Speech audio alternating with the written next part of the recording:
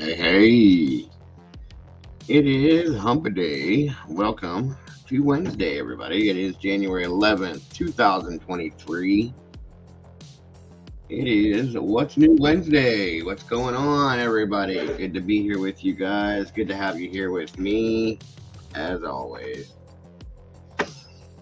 So great to be here with you guys. Thank you for joining me today. I guess we get to see what's new today and what we can look into that's new. And there's plenty out there, everyone. Plenty out there. I can promise you that much. What up, what up, what up? How we all doing today? Thank you for joining me. I reset my camera. My internet was being worked on today, per se. And I had to move some stuff. It's not back in the position it was completely, but hopefully it's better today than it was. We'll just put it that way. Hopefully. I do hope. Thank you guys for joining me today. I am super appreciative. Welcome. Meatballs to the sauce. Always fun with you guys here. Always. We got some new stuff to look into.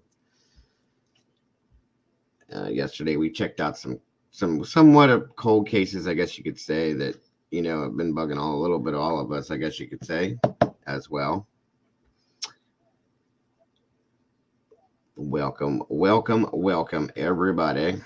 What's up, brother Mike? Good to see you. How are you, sir?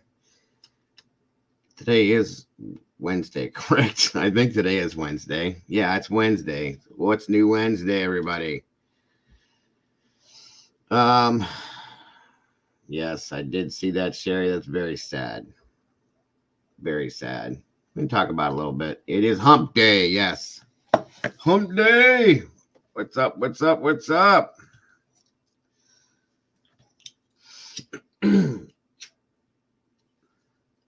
Come on in, folks. Get comfortable. Grab your coffee, tea, whatever it may be. But come on in here and hang out with me. Come on, let's do this.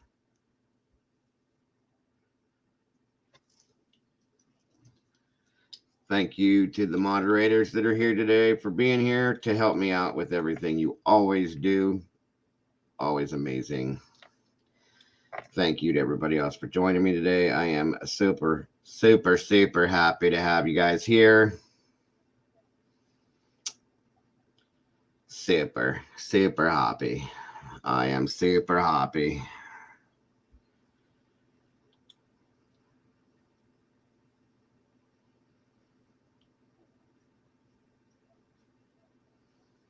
Just I am happy. Thank you, Miss Brandy, so much for that. I appreciate that, my dear. Yes, something else. I got some good news on that kind of stuff too. Super excited. Exciting. It's gonna help me out immensely at the end of the month. I figured out why YouTube did what they did, or I should say didn't do what they did, what they should have did. And that's going to be handled now. So, yes, of course, I'm still posting the PayPal, Cash App, Venmo. Anybody that would like to support me in the channel, I am greatly appreciative of it right now. It's very well needed right now. So thank you for that. But the end of this month, folks, the 21st through the 26th, I will be receiving what is owed to me via YouTube. Thank you, Jesus. It was all figured out. Yes, Mike, they supposedly fixed my internet. You guys are going to tell the story, whether or not it's true or not. So good things are happening, folks. Good things are happening. Yes, Miss Brandy, they did. To say the least, they did. That's what I was told, at least. Okay, so we'll be getting double per se what I should have got. And they said anywhere from the 21st to the 26th, I will. Yes, I did, Mike, and it seems to be where it's supposed to be. But yes, I will be getting that the end of this month. So I'll continue, fight through the struggle and keep posting these stupid links until then. And then after that, folks, hopefully things will start to run a lot smoother for me. I'm excited.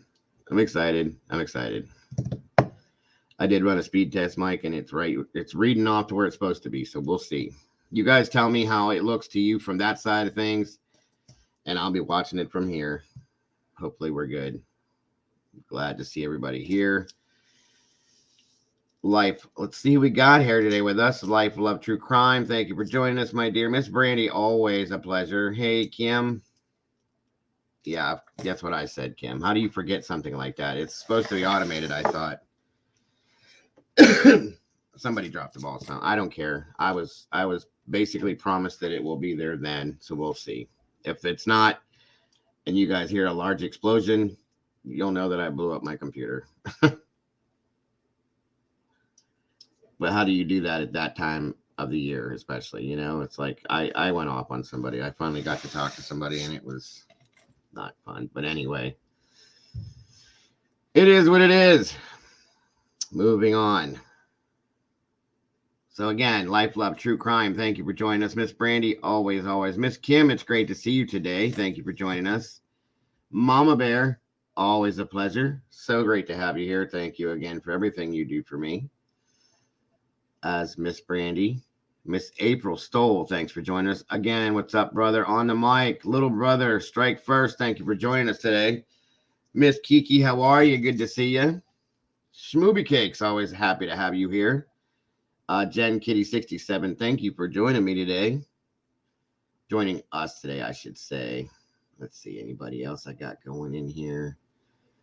I think I have T2014. What's up? What's up? Thank you for joining us, Miss Sherry. Thank you. Thank you. How are all of you meatballs doing today? I hope you're ready to float around in the sauce with me, and let's figure out what's going on. Let's see what's new, guys. It's Wednesday. I got some ideas. I sure do. There's a lot of stuff out there new, actually. I want to thank you all for joining me yesterday and going over, the cases we did and trying to warm some of those cases up again that have kind of gone cold, guys, very sadly. I hate to say, a couple of these cases are very hard to let go of. I'll put it that way. Sean's case has been difficult from the beginning because we all know that it's not what it is. It's not what they say it is, guys. We know that, and it's still considered open. Just as much as Kylie Rodney's case. It's still listed as open. And it's really stupid how they have it listed, guys. Okay? As far as her death goes, it's closed. But as far as how she got into the water, that's open. Explain that to me and make that make sense, because it doesn't. It doesn't at all. But again, we have to accept it and move along. So that's what we do.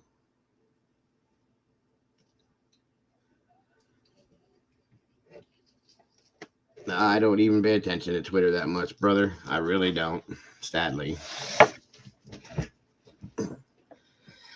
Let's see. Anybody else popping in here? Come on in, guys. Where's she at? Where's she at? She's being goofy this morning. Where's she at now? I'm going to find her. I will find her somewhere.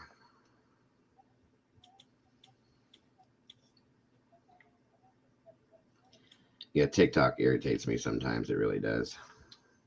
It never did, T. Never did. And it never will until they come off and just blatantly say what was wrong. Goofy goober. Where's she at? Where are you at, Heather? I know you're around here somewhere. I know you are. But you're crazy. Her and Molly both being crazy this morning. Scared. Actually, being so crazy they scared me. How about that much? I was freaking out.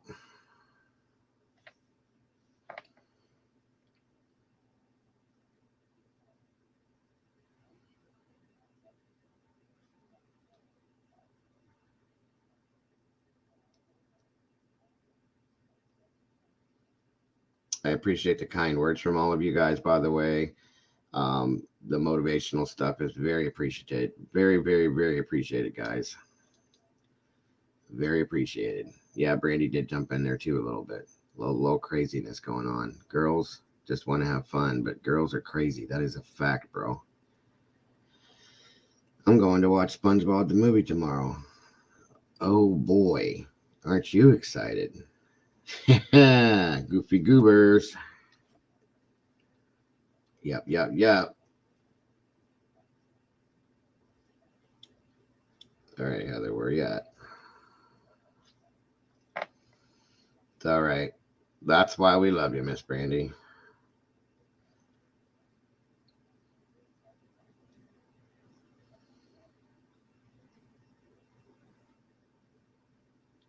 Get these extra notifications out for those that probably aren't getting them. Just give me a moment, folks.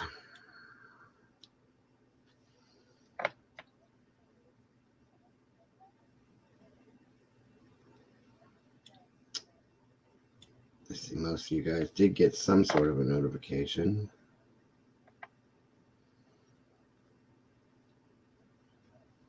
There's absolutely nothing wrong with that, Miss Schmooby. Excuse me, I'm not a girl, I'm a lady. Okay, well, you weren't acting crazy this morning, so you're not really included in that circle of craziness. But yes, you're all ladies, lovely ladies. Easy strike. You know what happens. PPR, yes, yes, yes, yes. Good. I'm glad you got a notification. That's awesome. Where's Crazy Molly at? I'm gonna find her too. Trying to hide out after she come in and scared the living dead, scared the hell out of me. Actually, scared a couple of us. I'll be honest with you, with their crazy stuff.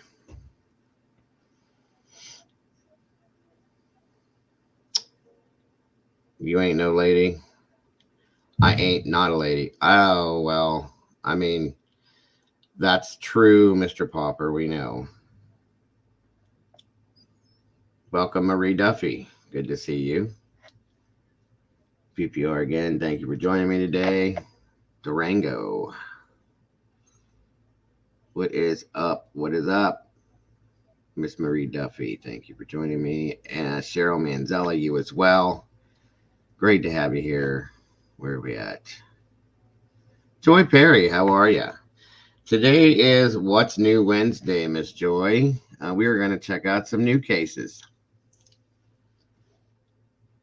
See what we got floating around. It's all good, Miss Joy. No worries. Grandchildren will do that. They're a joy, though. Absolutely a joy. It's great to have you here, Miss Cheryl. Thank you so much for being here.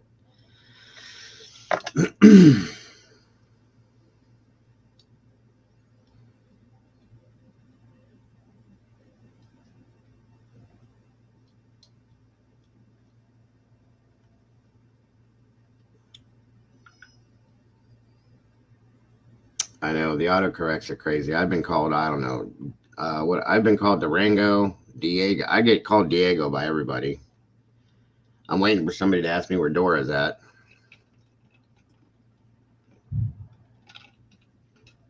Smoothie Booty. Oh, that's great.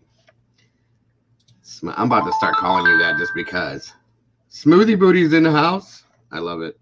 That's awesome. Smoothie Booty. We can make that into a song, guys. Smoothie Booty. Smoothie Booty. Smoothie Booty. Smoothie Booty. Smoothie Booty. Smoothie Booty. Watch it now. Watch it now. Where is Dora? I don't know where Dora is. I haven't been able to find her. I've been looking for her all over South America. Can't find her. I looked all over the map for her, too. Screw the map. I don't even care anymore. Smooby says, it's a peach. Molly, I'm going to beat you. After all that, where are you?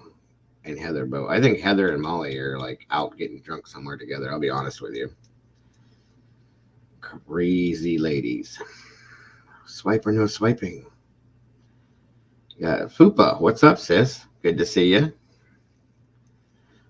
I said swipe or no swiping. Thank you so much, Mama Bear, for that. Please like, subscribe. If you haven't, please do. Keep me in that algorithm.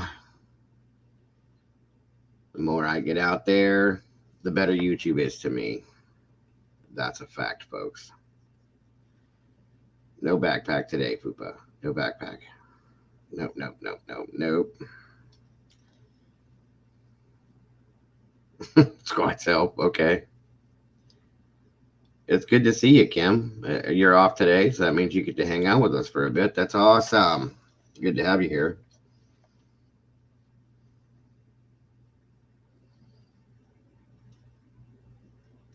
Come on in, everybody. Get comfortable.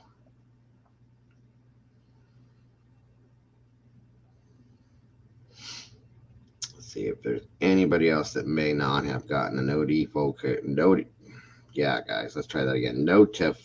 Notification. Good God, I can't even talk. And there goes my phone. Never fails. Thumbs up, everybody. Hold on, guys. Let me plug my phone in. Oh, that's it. Cool. Popper said he saw Dora over by the Gooey Geyser. That's awesome, guys. We need to look there first. We'll look over that way first.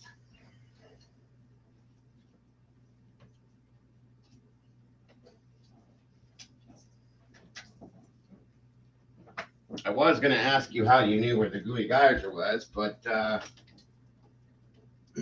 forgot your kids' age. Some in a buoy.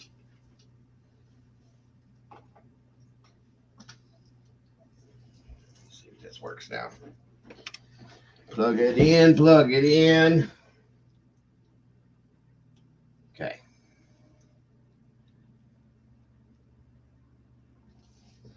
All right, we're plugged in. Gotta recharge it now. Backpack, where you can find all the stuff you may need. Okay. All right, you guys are getting me a little wrapped up too deep in this. Crazy stuffs.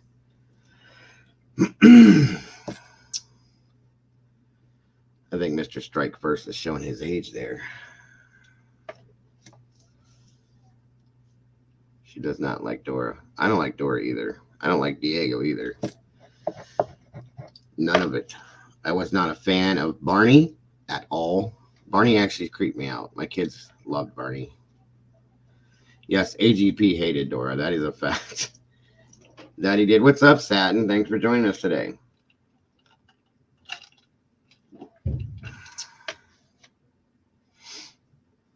Welcome, welcome, welcome, everybody. It's good to see all you meatballs here today. Great to have you guys. It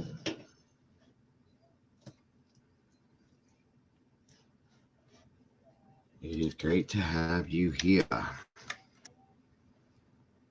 with me. Barney is beyond creepy, Kim. He always creeped me out. And my oldest child loved him. And I had to sit and watch it with her. Thank God she grew out of that quickly. Because I could not stand it.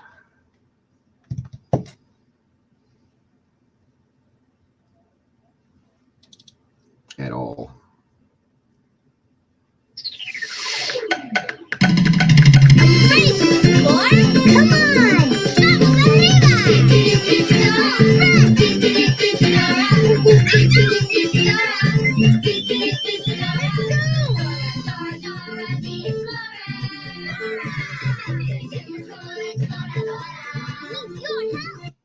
Maybe I should make that like my intro song to my, to the show from here on out, since so many people call me Dago. Or Dago has his own show, doesn't he? Teletubbies. I won't even talk about that, T. I did. It's about time he was arrested. Seriously, should have been arrested a long time ago, idiot that he is. Then I saw a post somewhere where they're talking about that he was putting a whole new crew together for AWP. Are you kidding me? He shouldn't be allowed to have anything to do with that kind of stuff. Yes, Teletubbies are beyond creepy. I do not love Dora. I love Brandy. If Brandy had a song, my Brandy, my wife, if she had a song like that, then I'd be all over it. Well, she does have a song. It's called Brandy. The song she was named after, to be honest with you. Here, this will be my intro song from now on.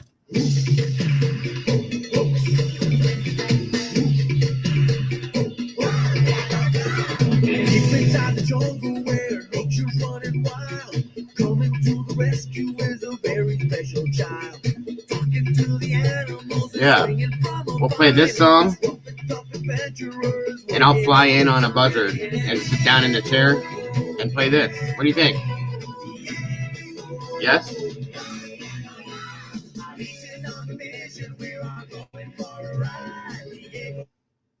Maybe, maybe not.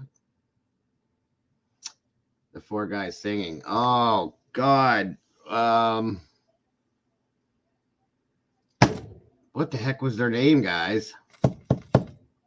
The Wiggles. Thank you, Popper. I'm scared to know why you know that, but okay. Yes, the Wiggles. That show creeped me out too. Completely. The kids watched some weird stuff. Like, I thought it was bad, the stuff we watched when we were kids, but the stuff they watched was just wrong, guys. It's wrong. Then you got this one here. How about this one? Bananas in pajamas are coming down the stairs. Bananas in pajamas are coming down in pairs. Bananas in pajamas are chasing teddy bears. Now you tell me how two pajamas coming to life, wearing pajamas, coming towards you as a child is supposed to be good for you. Life size, living, breathing, blinking, speaking bananas are not going to scare kids to death. They decided to make that into an educational show for kids. Let's figure that one out. Yeah. Never, ever will I understand this. Never. What I would do if I seen that is I would go open up a box load of monkeys and throw them at them and watch them run like hell.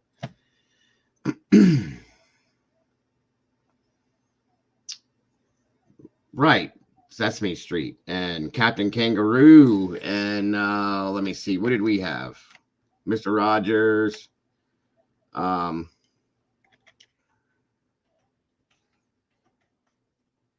the hell else did we have, guys? What was it? Oh, there you are. Now you decide to show up. You better go back out and get your girl Molly you've been playing crazy pants with all day and bring her back in with you too. Yes, a box load of monkeys.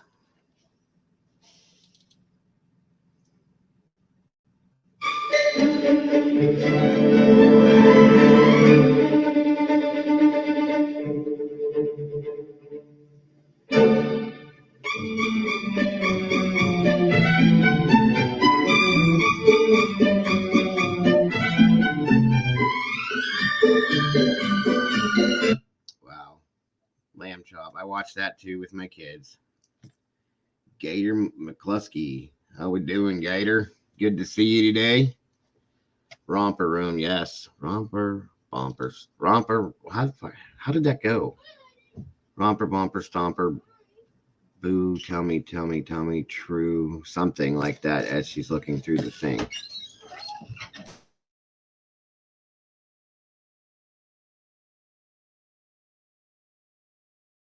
Hold on, folks.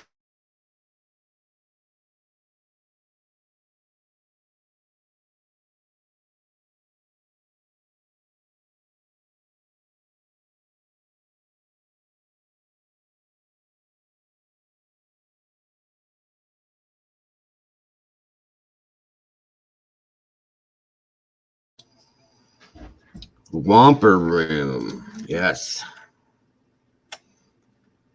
What's up, Squirrely?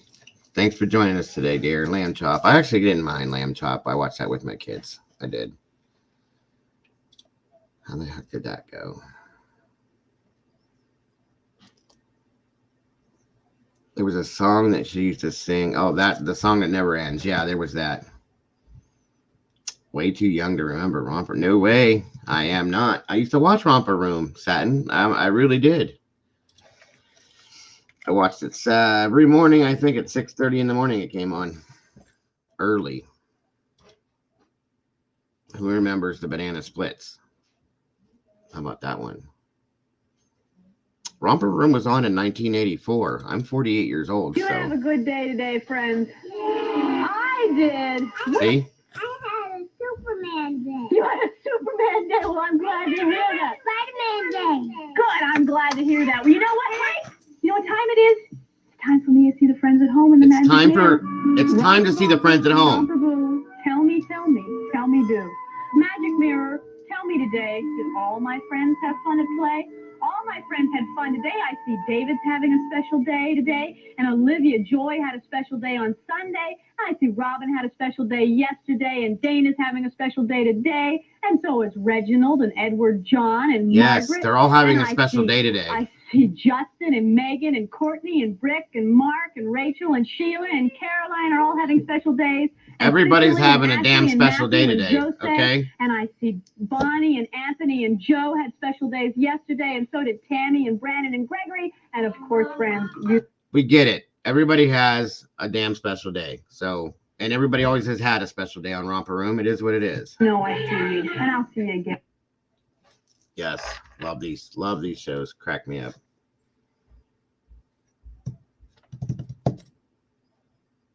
Is it a whatever goes on? No, it's what's new Wednesdays. Whatever goes Wednesday. If not that, unless that's what you want it to be, guys. It's up to you. It's all up to you.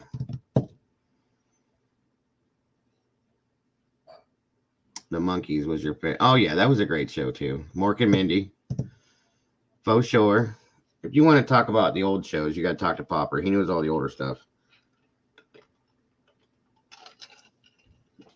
He very much does.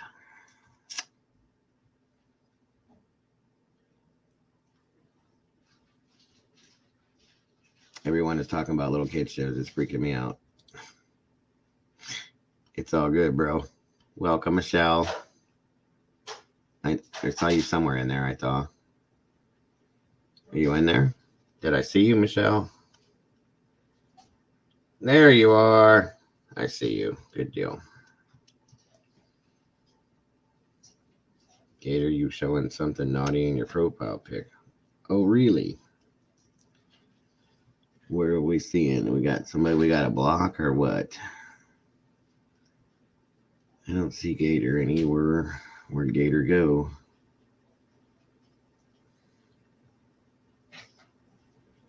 Oh, yeah, that's not good. We may have to get rid of that, folks.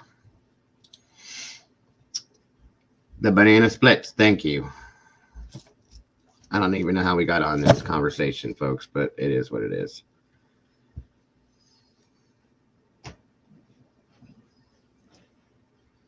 Yeah, it kind of looks like it is, Heather. Somebody's probably what the laugh was about. It's probably done on purpose, excuse me. Yeah, I think we probably should get rid of that then. Is she? How can you tell, bro? It didn't look like to me, but okay. I guess, whatever then. Still a bit naughty. It's naughty.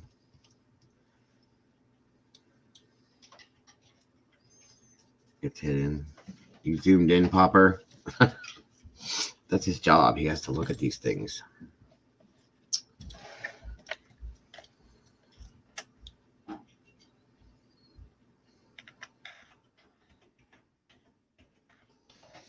So, what does everybody think about the Anna Walsh case?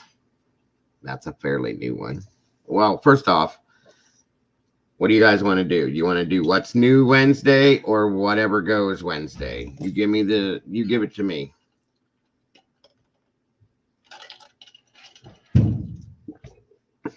You guys, it's your decision. I can go either way. And don't take that for anything other than what I said. Randy and I were both going at it. Okay.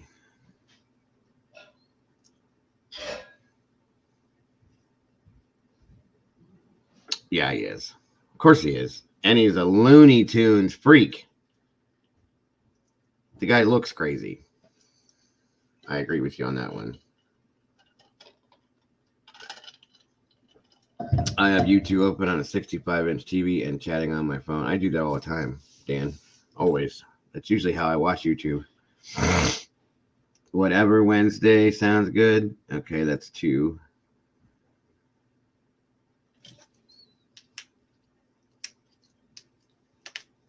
Oh, man. Fingers.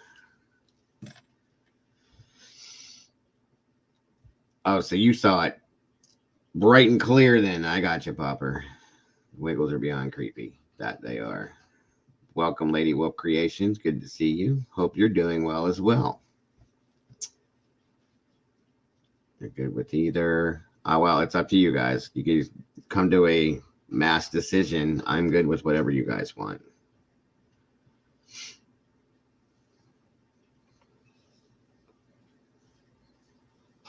We can go with whatever works Wednesday or what's new Wednesday. So you guys choose.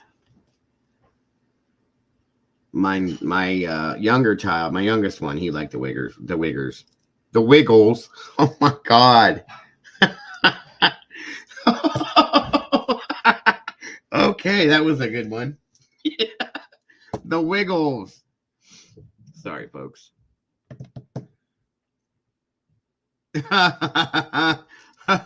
You had me on pause.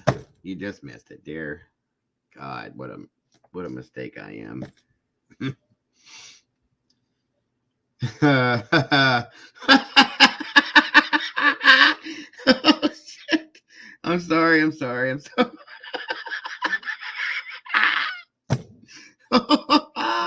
Oh my God. Oh wow. That was not cool at all.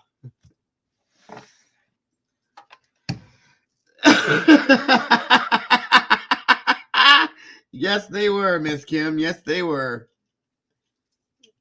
Believe it or not, that was a category when I was in high school. That was a clique you belonged to. Sadly. Wow.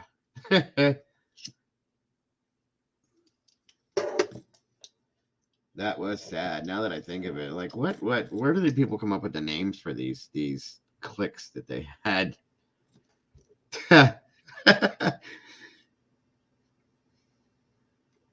Showing my age, huh? I'm probably younger than half the people in here. Or not half, but a quarter of the people in here. So you better watch yourself, Strike, because they will eat you alive. No, I sure do not. I can't stand Dora. I'd be honest with you guys. I can't. I about fell out of my chair. As soon as I said it, I'm like, what did I just say? What? Oh, man.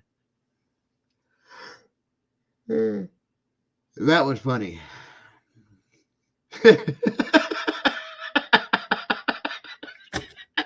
Oh, shoot.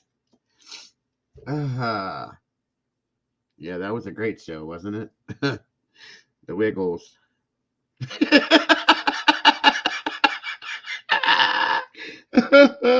Oh, man. Could you imagine if there was a TV show called that back in the day? I can't help it. I'm sorry. Oh, shoot. I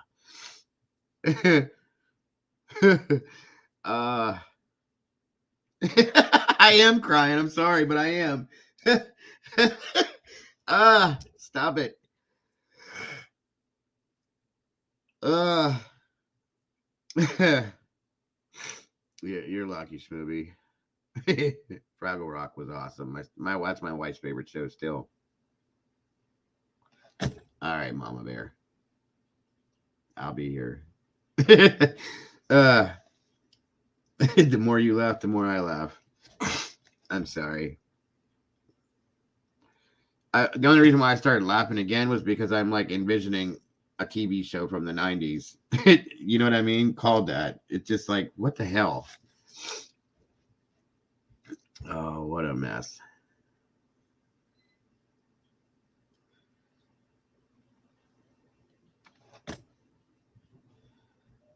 Yeah, it's all good. I did too, hon.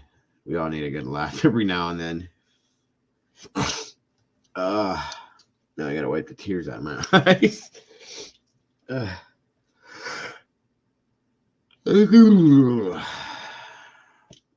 Blues Clues. Yes. My youngest liked Blues Clues too.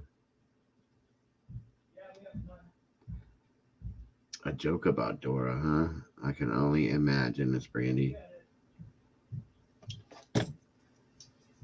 Miss Sherry. Oh man. I'm gonna have to go find Ty. She hasn't been in here in a bit.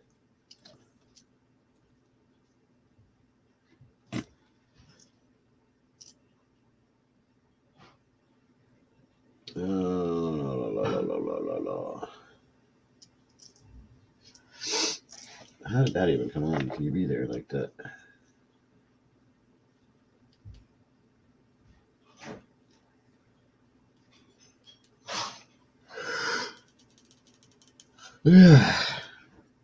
Tired, folks. Sorry about that. I didn't sleep very well last night. And now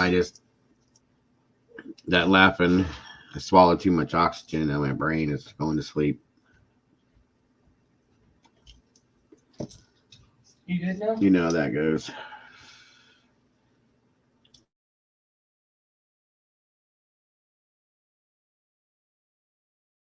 I think I'm good.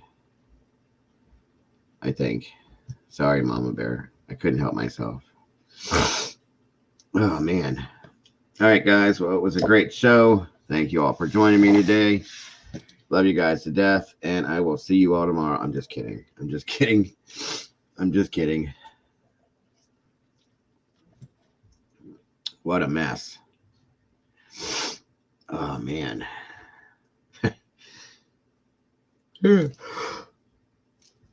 Oh, Lady Wolf, yes. What a mess. I still can't believe that.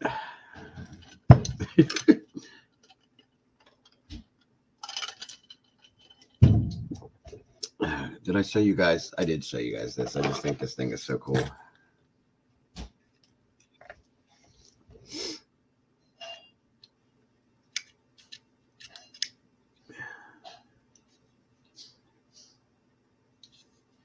It's wheel too.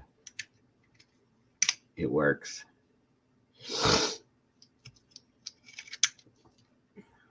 Yes, it's very cool.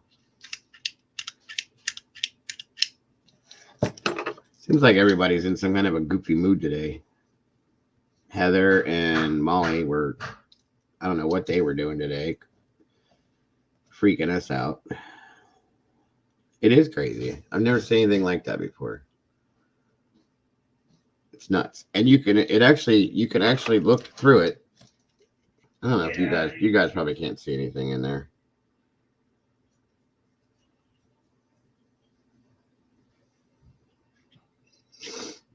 No, you can't because there's no light behind it. Well, wait a minute. Maybe. Yeah, you can see in there. See it? It works just like a real one does too. Weed Wednesday. That's what it seems like.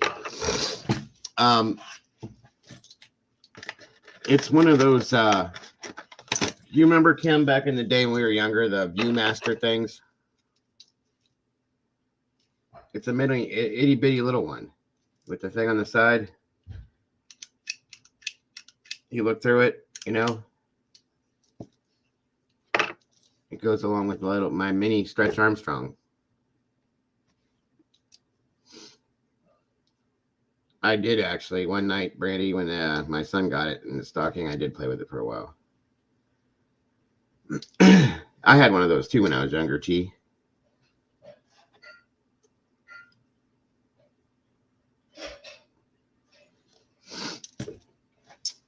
And my other son has a tiny, tiny, tiny little Etch-a-Sketch, and the other one has the itty bitty little Magic 8 Ball. Pretty wild.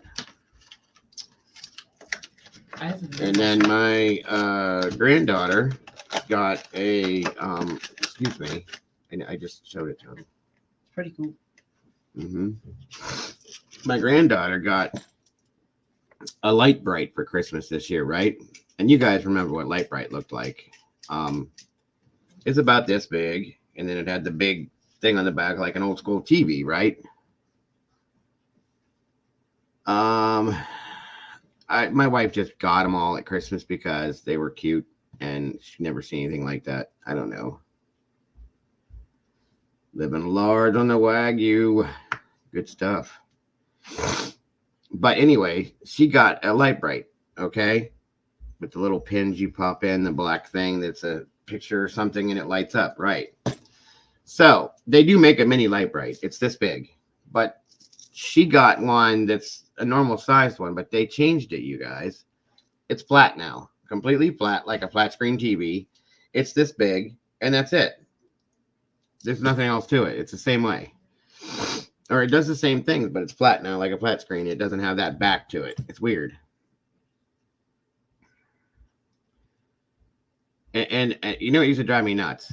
Is anybody that had a Light Bright, you'd use up all those black papers that they gave you that had the designs on them, and then they were all used up and done and over with. And then what did you do with it? You threw all your pegs in your toy box or whatever you had, and the Light Bright got shoved somewhere, and you never touched it again.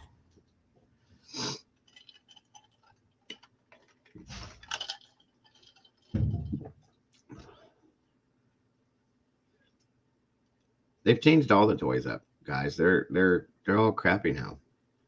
I'm sorry, Heather. You should have had one. There was the Light Brights, what did my sister have? Easy Bake Oven. She had one of those. Battleship, yes. There's a miniature Battleship too. It's literally this big. Game Boy, that's awesome. I think when I got Atari, that was the best day of my life. Atari 2600. I just thought that was the most amazing thing in the world. Yeah, that's basically what we did, Lady Wolf, is we took construction paper and we made our own designs. You know, it was kind of cool. Very much so.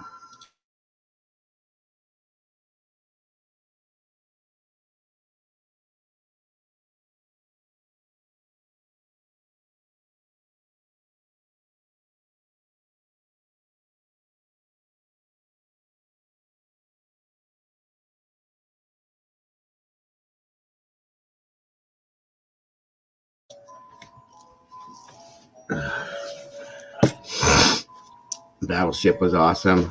Battleship was awesome. I'm trying to think of what else there was.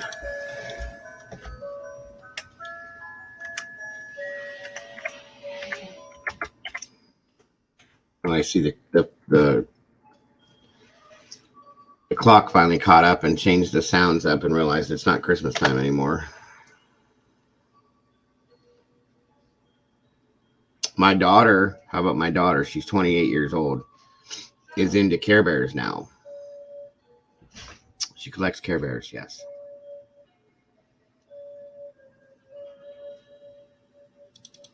Here, I'll tell you what we'll do. We'll check this out here for a minute, guys.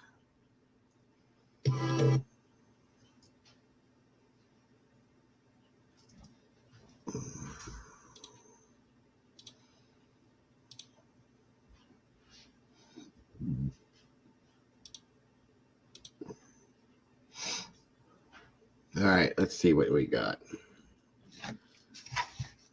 What's happening, bro? Good to see you, stranger. Nope, you're good. We're here. We got meatballs.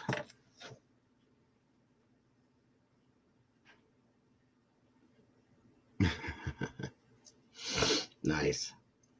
Yeah, check this out, everyone. It seems like every year there's a new toy that comes out and becomes the latest fad just in time for Christmas. Oftentimes these toys are in high demand with a short supply. So if your parents were able to get you the most wanted toy of the year, then consider yourself lucky. There's no telling what they had to go through to get it. In today's video, we will discuss the most popular I had one of those too, a ColecoVision. It was pretty awesome, but I thought the Atari was better in my opinion. Christmas toys of the 1980s and 1990s. I had one of those too. In 1974, a Hungarian toy designer named Erno Rubik created a 3D geometric puzzle We still have one of those. called the Magic Cube. This interesting contraption landed in the hands of the Ideal Toy and Novelty Company, who renamed it the Rubik's Cube. This became the biggest toy of 1980, and kids everywhere wanted one for Christmas. Within the first 2 years, they sold more than 100 million units. I had a cousin that could do this at like, oh, let me see. I'm trying to remember. His name was Chip. He was a big deal at parties and gatherings. It was like, you know, do the Rubik's Cube, Chip thing. It was like, he could do it in like a minute. Not even a minute. It was weird. I mean, it took him like 3 years to figure it out, but he did it, you know. But yeah, it was kind of interesting. Success of the toy has led to other geometric puzzle toys, but the Rubik's Cube has remained popular ever since. Yes, they were, Michelle. There are even competitions to see who can solve it the fastest. In 1981, He-Man and the Masters of the Universe was created, and it was introduced as a series of incredibly muscly action figures. At the time, they were nearly 2 inches larger than Kenner's Star Wars and Hasbro's G.I. Joe action figures. Every little boy wanted He-Man and Castle Grayskull for Christmas that year. Hasbro's My Little Pony gave Barbie a My sister had tons of these, and my granddaughter loves these now. Run for her money in the Christmas season of 1982. These toys came in a range of small vinyl horses with long and bright groomable hair. Each pony had its own adorable name, as well as a unique emblem. They absolutely were, stranger. One of the craziest Christmas toys of all time has to be the Cabbage Patch Kids. The dolls can be defined as having a large round head and a doughy body. They first appeared on a television show in 1980 and were called Real People. In 1983, the renamed Cabbage Patch doll created a terror in the stores when parents desperately pushed, shoved, elbowed, and punched their way down the toy aisle in hopes of snagging this doll before Christmas. This became known as the Great Cabbage Patch Craze. If you received a Cabbage Patch doll that Christmas, then I'm sure your parents have an interesting story behind. My sister had one that had hair and it was blonde like her. It had pigtails. And then she had, a couple years later, she got a bald one that was a preemie, which, you know, it wasn't that crazy then. But the first one was nuts, yeah. Behind that adventure. In 1984, Hasbro introduced Transformers, and the toys were the hottest items for that Christmas. I loved me some of those. These toys could shapeshift from robots to motor vehicles. The TRU. Check out your thumbnail per Heather's request. Where do I look at? What do you mean? On the screen? The one for now?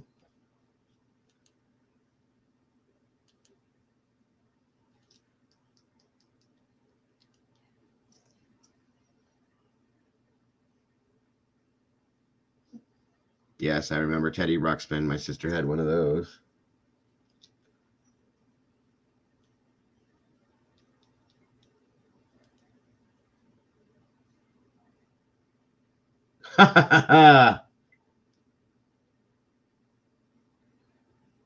Alrighty then. Works for me. That looks good. I like that, guys. Actually. I mean, it actually fits with what we're talking about right now, so hell yeah. Good job. Thank you much. And more. The toys were launched with an epic backstory and a supporting line of comic books. The Transformers craze continued to grow with television shows, games, films, and even their own cereal. In 1985, the world was introduced to Teddy Ruxpin. Now, I'll be honest with you. 1985. I was 11 years old. Um, my sister got one of these down the road because they were like super expensive when they first came out. This thing creeped me out at first, you guys. It kind of weirded me out because I was at a cousin's house who had one. She had one like right off the bat because they had money. You know, they were spoiled rotten. And it was sitting there. We were in his room. We were sitting there, and it just started talking. He was doing something. It started talking, and I was like, and I ran out of the room freaking out because I had never seen it before. Excuse me. And it was just like, and then I realized what it was. So what I used to do is after my sister got hers is I would put my Metallica or Slayer tapes in there and I would play those. That was cool as hell. It really was. Yeah, Michelle says the same thing. She put Ozzy in it. It fell into a fire pit. It's horrible. Yes. Throwing Rubik's Cube at your brother's heads, throwing Transformers into fires. Brandy was destructor. I did. Dude, I Ride the Lightning in Teddy Ruxpin or Master of Puppets is nothing better. You have to experience it. There was nothing better. I'm just telling you. It was awesome. He was a cuddly animatronic teddy bear that could read bedtime stories, and he was developed by a former Disney Imagineer named Ken Forsey. Teddy's technology was the same kind that was being used in animatronics at theme parks. The bear had a cassette tape player and facial features that would move with words. Those were fun too, April. Teddy was somewhat pricey, but he became the best-selling toy of 1985 and 1986 with sales in the millions. I bet. By the mid-'80s, the Atari craze had slowed, and many thought the gaming console idea would soon be a thing of the past. That's where Nintendo set out to change everyone's thinking. Thank you, Heather. Appreciate that. Infiltrated the American market in 1985 yes, Nintendo. With the Nintendo North American Loved division. My Nintendo. They reassured retailers that they only had to pay for the units sold, and any units not sold could be returned for credit. Furbies and Tamagotchis. This gamble didn't really pay off the first year, but in 1986, Super Mario Brothers was released, and sales best game skyrocketed. ever made. Kids who received this game Sherry, system as a present that Christmas will never forget the feeling they had My when kids they first did saw too. it and Weird. played it. The Nintendo Entertainment System solidified the game console, and people have been gaming ever since. Everything's garbage now. In April. 1987, the remember Gooseball those came things out too. and became the most desired toy for that Christmas. Hell It yeah! was invented Nintendo in is like the most 1986 amazing by thing in the Scott world to me. Stillinger after he was having trouble teaching his young children how to catch. The koosh ball was intended to be soft enough not to hurt anyone, but also much easier to catch. The name for the ball came from the sound it made when it was caught in his hand. Scott was so confident in his design that he quit his job in order to begin manufacturing this new koosh ball. It was a craze. Troll dolls were created out of wood in the late 1950s by a Danish fisherman named Thomas Dam. American toy companies copied the concept with a plastic version that became popular in the 1960s. Troll dolls reemerged in the late 1980s, and it became highly sought after in 1988. Kids not only loved them, but so did the adults who decorated their workspaces and pretty offices wild, isn't it, with stranger? them. In 1989, there the you go, Game Boy Schmovie. from Nintendo became the highest desired item of the Christmas season. This 8-bit handheld console had an enticing design with a bunch of $89. And you guys understand that $89 back then was like $200 now. The clackers, of course, Michelle.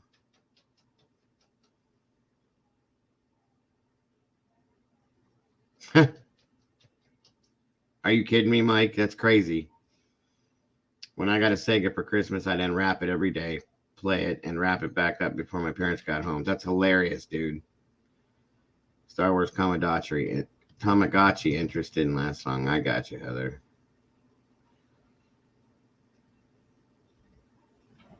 Beanie Baby. Yeah, my daughter was into those. She had almost all of them, I think. Trolls. After the Teenage Mutant Ninja Turtles accident, stopped buying his toys. I gotcha. Of great games. The game system was convenient, and kids were soon playing these everywhere. This follow-up to the Nintendo Entertainment System became an instant hit, and it revolutionized portable gaming for the future. Teenage Mutant There they Ninja are. Turtles became huge thanks to a massively popular animated series about witty, crime-fighting turtles with an appetite for New York pizza. In 1990, their live-action movie was released, and the Turtles had totally taken over the youth market. That same year, they became the best-selling toys for that Christmas. These fighting turtles remained popular throughout the 1990s, and even today, people can't get enough of them. Super Nintendo Yeah. hit the market in 1991, and it was a follow-up Yeah, to their absolutely, ever-popular stranger. original You can, gaming too. console. However, this time, Nintendo faced stiffer competition from the competing 32-bit console, Sega Genesis. I The like first Super major Nintendo console better. war had officially begun, but that Street Christmas, Fighter was it my favorite Super game in the whole Nintendo world. that came out on top. The Talk Boy made its grand debut in Home Alone 2, Lost in New York, as You know what? I always wanted one of those things. Never got one. I thought that was the coolest thing in the whole world. Talk Boy. a handheld recording device used by the movie's prankster, Kevin McAllister. A retail version was released on the same day as the movie, and it became the top toy for Christmas in 1992. This toy became so popular that several spin-off versions were created, including Talk Girl and Talk Boy FX Plus. Me too. In 1993, the Super Soaker became the hottest Oh, toy yeah. of that There we year. go. So much so that kids still wanted one for God, Christmas. look how generic that one looks there It was compared to what they have developed by now. a NASA engineer named Lonnie Johnson. He was working on a heat. Look, that thing is so pathetically cheap looking right now. And remember when that came out, how we were just like, oh my God, this is so amazing. And it would shoot, we thought it shot like 100 yards or something. It didn't even shoot 50 feet. I think it shot like 10 feet. The ones they have now blow this thing completely out of the water. It's ridiculous. Pump that could use vaporized water pressure instead of hazardous freon. When the pump sent a stream of water across the room, Johnson pivoted towards creating a high-powered water blaster instead. His first prototype was called the Power Drencher, and it was made out of PVC pipe and an empty soda bottle. Yes. In 1993, the Fox Kids Afternoon TV block introduced the Mighty Morphin Power There they Rangers, are. and the live-action showdown soon I'll be rose right to back, fame. guys. Their immediate Enjoy. success gave way for the toys, which became highly desired for Christmas in 1994. The following year, in 1995, a movie was released. In 1995, the world was introduced to Thai Beanie Babies. These inexpensive bean-filled animals became super popular, and they were on most kids' Christmas lists that year. Soon, both kids and adults were collecting them and hoping to find the rare and valuable ones. These dolls came at a time when the internet was just really starting to take off. That, combined with a supply and demand issue, led to a collecting frenzy. Today, there are certain Beanie Babies that some people claim are worth thousands of dollars on the resale market. In 1996, Tyco Toys hit it big with Elmo and his infectious laugh. They released Tickle Me Elmo, and the Sesame Street doll became the most in-demand toy of the Christmas season. During the Tickle Me Elmo craze, shoppers trampled over store employees and engaged in physical battle with other parents, all in the name of the Christmas spirit. Where's the dog at? Before cell phones really took over, teens and preteens became What's all hooked on a over the virtual house? pet named Tamagotchi in 1997. This little keychain game required the user to give constant attention to their little pet, Tamagotchi. or it would starve and die. There were multiple different ones, and they were on the top of Santa's Christmas list for that season. Soon after, these toys could be seen on backpacks everywhere.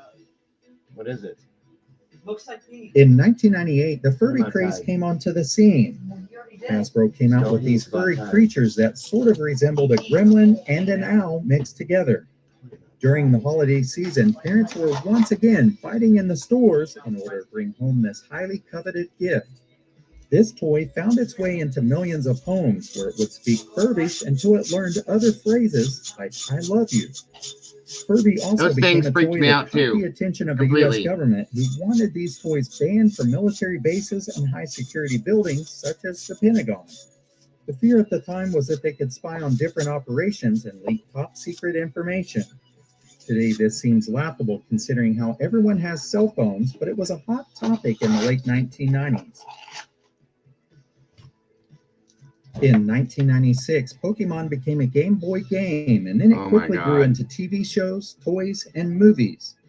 But nothing seemed as big as the Pokemon trading cards. In 1999, kids everywhere began collecting the cards, and they were on a lot Yeah, of my kids' kids were into Christmas those lists big that time. same year. Today, there are certain cards in the right condition that can be worth a lot of money. That ain't no lie. Yep. Toys are a huge part of our childhood, and no matter what And you have, adulthood. you'll never forget them. So what were your favorite toys and some of your memories with them? That right there. I Screech. would love to know more in the comments below. As always, thank you so much. There, let's look at these. The strangest toys of the 80s. How about that one? There's my favorites. G.I. The Joe. 1980s was a great decade to be a kid. Many of the toys have become iconic, and some of them have remained popular ever since they were released. However, there were some toys that were just plain weird. In this video, we'll take a closer look at some of the strangest toys of the 1980s. Manglores were first released in 1984 by the Ideal Toy Company. Manglore. The original line consisted Oh, of yeah, I remember Manglore, those. Manglosaurus, and Manglodactyl. These action figures were a little strange, but they got even more weird in 1985 when the second wave of figures were released in plastic eggs. I do Some remember of the new those. characters were Manglodragon, Manglizard, and Manglodemon. The figures These had no KB joints, toys, but they yeah. were flexible, sticky, and squishy. They were really disappointed because they weren't painted and they couldn't stand on their own. If that doesn't sound bad enough, then get a load of this. The commercials of the time led children to believe that they could rip their toys apart and then put them back together again. Yeah, it didn't work that way. This was impossible, and kids were left with mangled Manglores and tears. Nice, In Sherry. 1984, Galoob came out with a toy line called Infaceables, Mystery Warriors of Change. Each character's face gradually changed from human to animalistic with the use of a vacuum. Definitely sounds like some What? sucky toys. Some of the good guys I were never named heard of Sphinx, Robash, Iron Lion, and War Dog. The bad guys were Tuscus, Torto the Claw, and Timbo. Does anybody remember At least they these? were Because I don't. creative.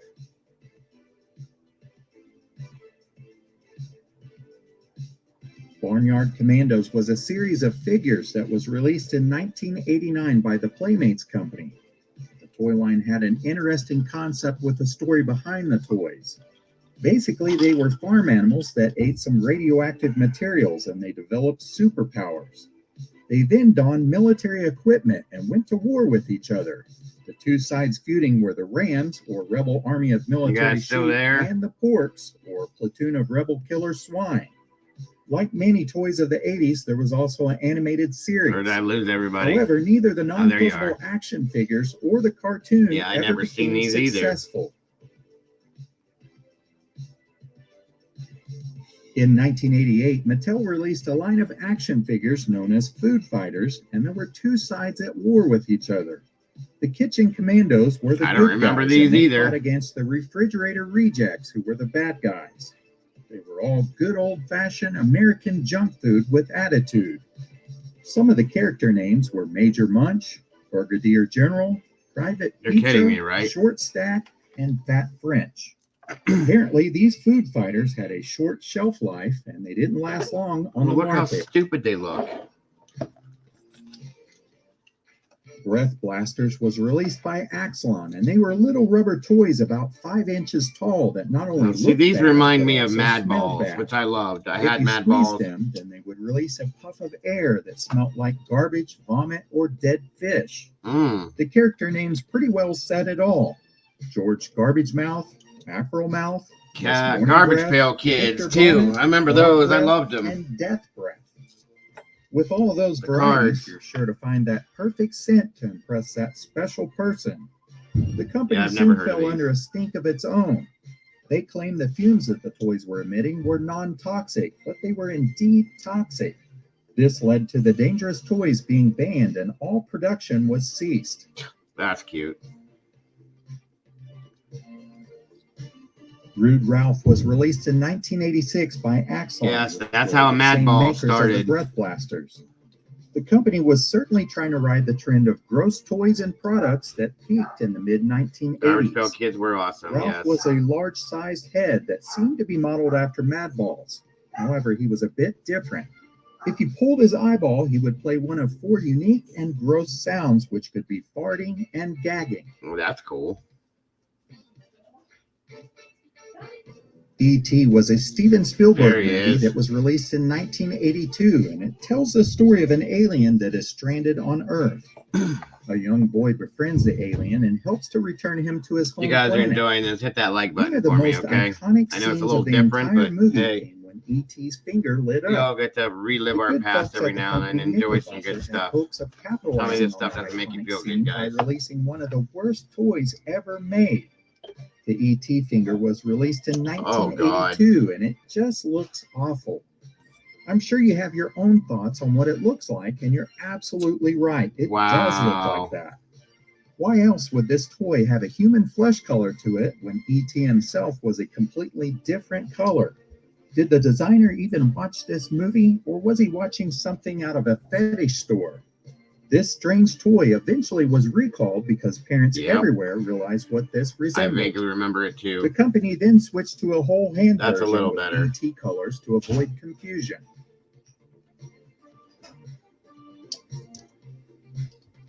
Ring Raiders was a toy line that came out from Matchbox in 1989. These small plastic toy planes were oddly mounted on plastic rings, which allowed the aircraft I to have remember a those. small degree of mobility.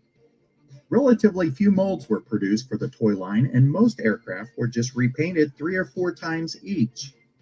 There were a dozen packs released, which consisted of 6 from the Ring Raiders and 6 from the Skull Squadron.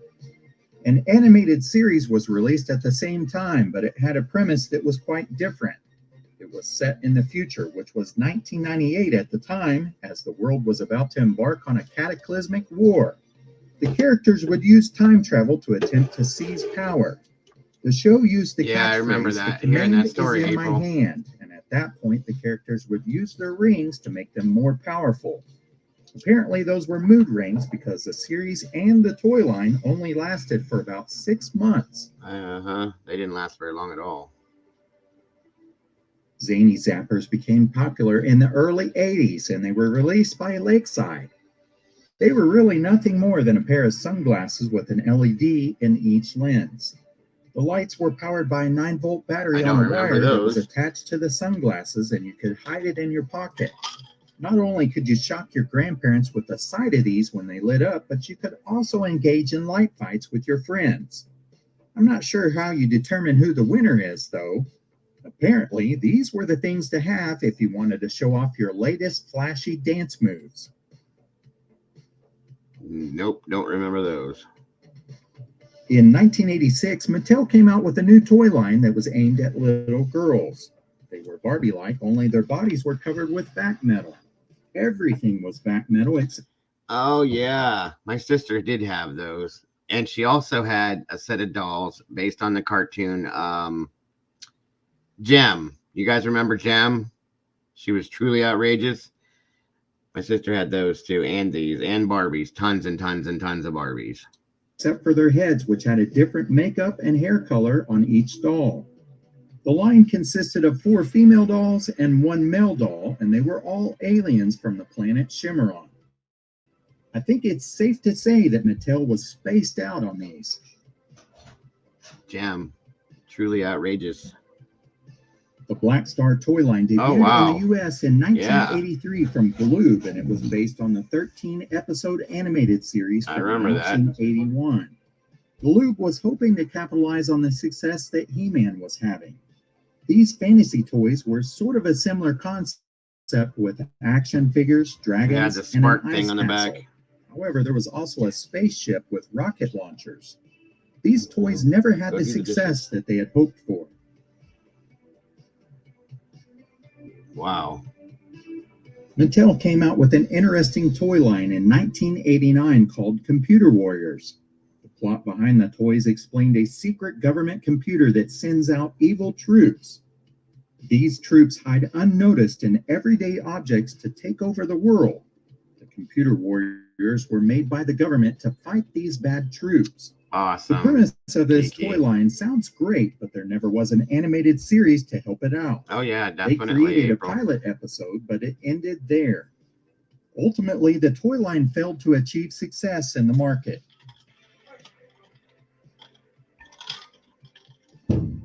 Like we discussed There they earlier, are. the mid-'80s was all about gross toys and products. The Garbage Pail Kids cards and Mad Balls had set the standard. In 1986, Playtime Products released Skateboard Smack-Ups. These Yep, there controversial was. figures were There was kids that definitely, had gotten into all sorts of mishaps I loved while Voltron, skateboarding. April. And yes, There there were was 12 Mama Bear. figures that were released with names like Sammy Stop Sign, Wally Wallbanger, Patty Plate Glass, Amy Asphalt, and Timmy Tire Track. The series outraged parents of the time, and many groups banned the toys. Yeah, my mom These didn't like the figures cards faded either, off but to I had them. obscurity shortly after. Thundercats were awesome. If you were around in the 80s, then I'm sure you'll remember all the Transformers and craze GoBots. with GoBots and Transformers. But how about converters? These were a line of toys that could transform from a robot into birds, bats, and insects. Never heard of these. The converters licensed some of their toy designs from Bandai, which is what Transformers did. These converters were featured in a 1985 JCPenney's Christmas catalog.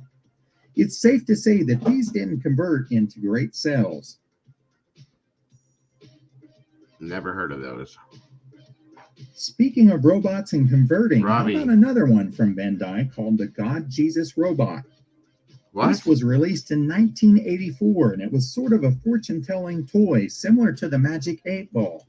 The difference between the two is that the God Jesus Robot had definite answers of yes or no.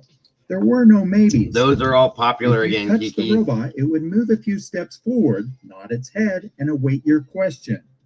The robot would then answer your question with a simple nod of Hey, its Linda, head how and are ya? step back into its original position. The God Jesus Robot certainly didn't look holy when This its is crazy. eyes lit up in red.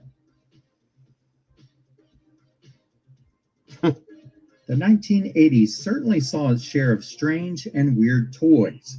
I hope you I enjoyed remember this these. little trip into the past, and if you can think of any others that we missed, feel free to leave a I remember those for sure. Interesting stuff. It seems like every year there's a new toy that comes out. Oh, absolutely, Mike. I used to look forward to that coming out every year. I loved that thing. Let me see here.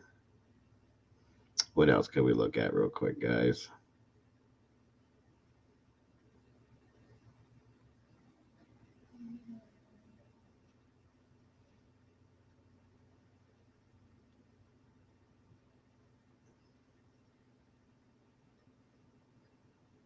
Strangest toys of the 70s.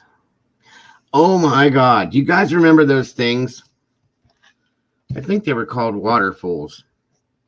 It was a little container, like a little aquarium. It had buttons on it, and it had water in it. And you push the buttons. There's buttons on each side, and it would make these little things go up, and you had to try to hook them onto the little ledges and stuff like that. You remember those? Oh, so did I, Mike. So did I. Oh, I'm sorry to hear that, Linda. So sorry to hear that. I still collect G.I. Joe stuff, April. I very much do. Yeah, I loved them little things. Let me see here.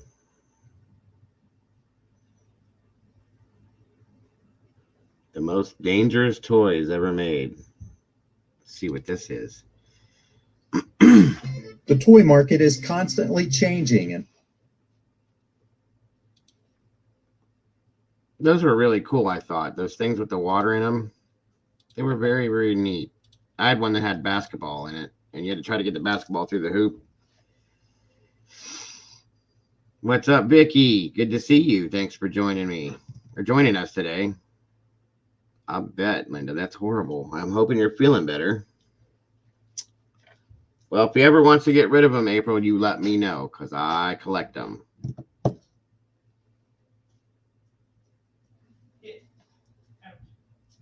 And over the years, kids have enjoyed many different toys. Although many have been popular, they may not have been the safest. Quite a few of them have caused serious injuries and even death. Today, we will discuss some of the most dangerous toys of all time. In the late 1800s, a toy was released by the Stevens Company, which was the model Long darts, dockyard yes. locomotive. Or jarts, they This were was called. powered by using an actual steam engine that required either kerosene or alcohol. The child would then light the heat to make the steam so the engine would go. This metal locomotive didn't have tracks, and it would often leak flammable fluid as it went across the house. You're kidding me. It was basically a fire or explosion just waiting to happen. The A.C. Gilbert Company was an American toy. Erector sets. I loved erector sets. You could build anything you wanted out of them things till you got cut on one of them. I remember that happening to me. Company that was started by Alfred Carlton Gilbert in 1909. At one time, it became the largest toy company in the world. They made tons of toys, including telescopes and microscopes. Mr. Gilbert believed in toys that would help shape the future by teaching them skills, and especially in science. Some of the toys that they released would never make it in today's market. Gilbert caster kits were sold from 1931 to 1942. A child could cast their own lead alloy soldiers, football players, marching bands, circus animals, and various other things with over 36 molds. After these were cast, the children would paint them. We now understand the dangers of lead, so this is certainly not a kid's toy now.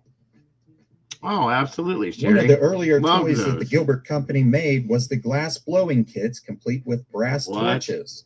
This is certainly an art form that is still being done today, but it is not a kid's toy that you will see in the store. The Gilbert Company also produced chemistry sets. In addition to the glass and burners, kids would also play with things that were highly explosive or corrosive, such as potassium nitrate or sulfuric acid. Oh my God. Some of the concoctions a child could make had the possibility of wreaking havoc on respiratory systems. Sodium cyanide could also be found in some of these earlier kits. Cyanide.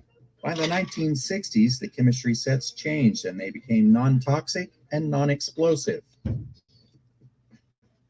One of the most interesting toys that the Gilbert Company ever came out with was the U-238 Atomic Energy Laboratory.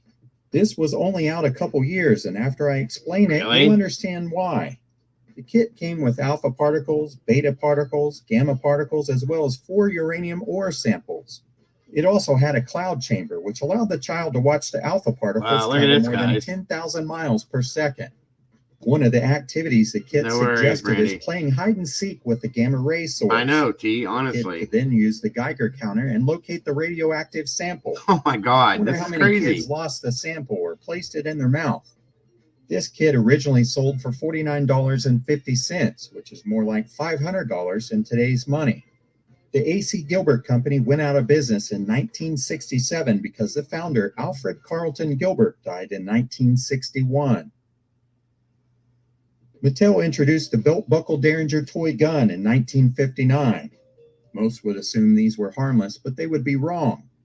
If a kid extended his stomach or caused a little friction, the gun would then fire a toy bullet and set off a cap. There were instances where this cap caused serious burns to the child and the toy was removed from the market.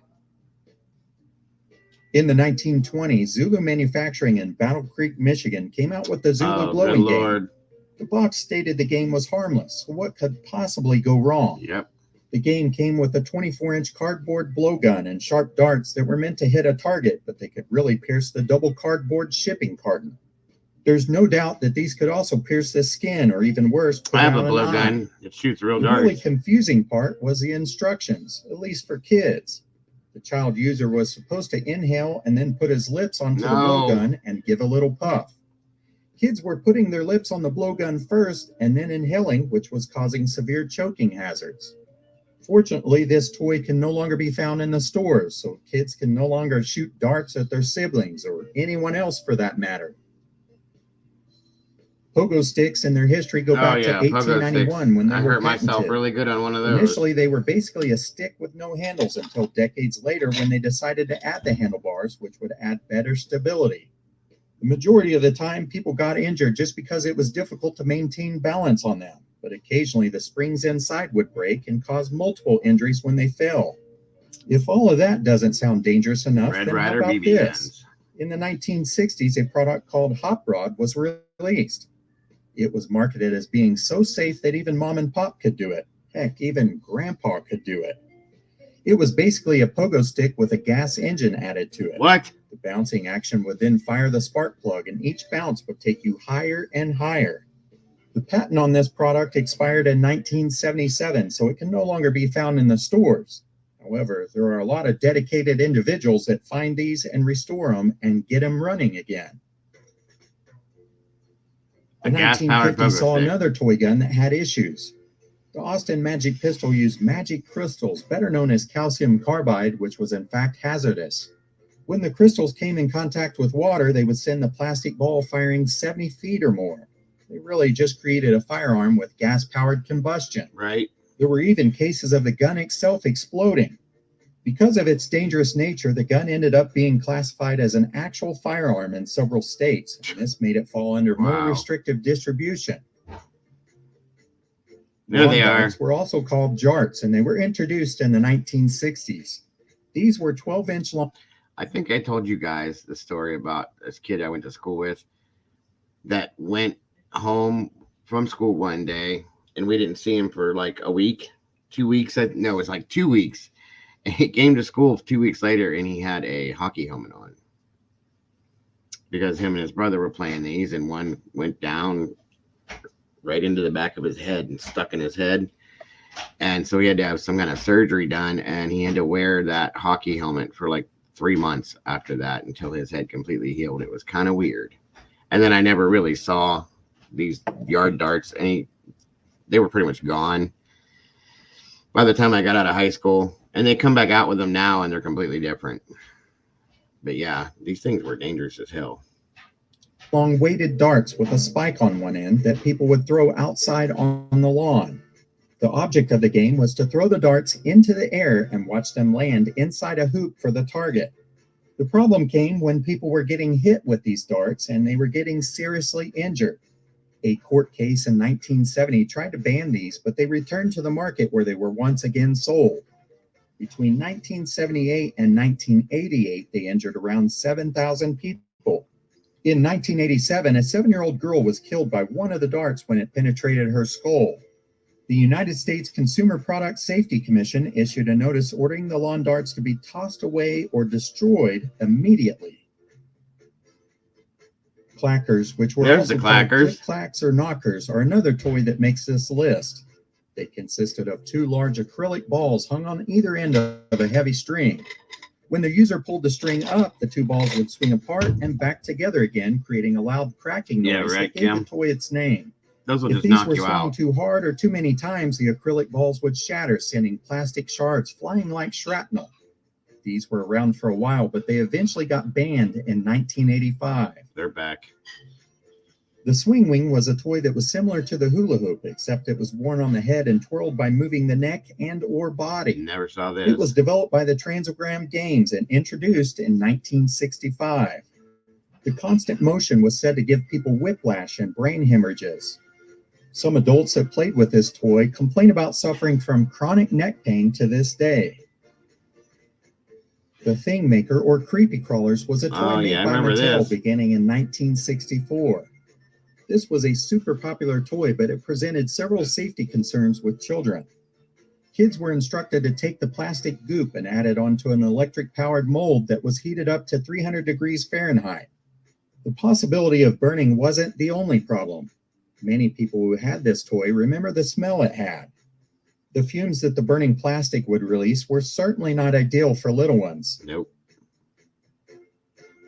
Another interesting toy that Oh, came wow. out in the 1960s was the Power Mite Working Power Tools, released by Ideal in 1969.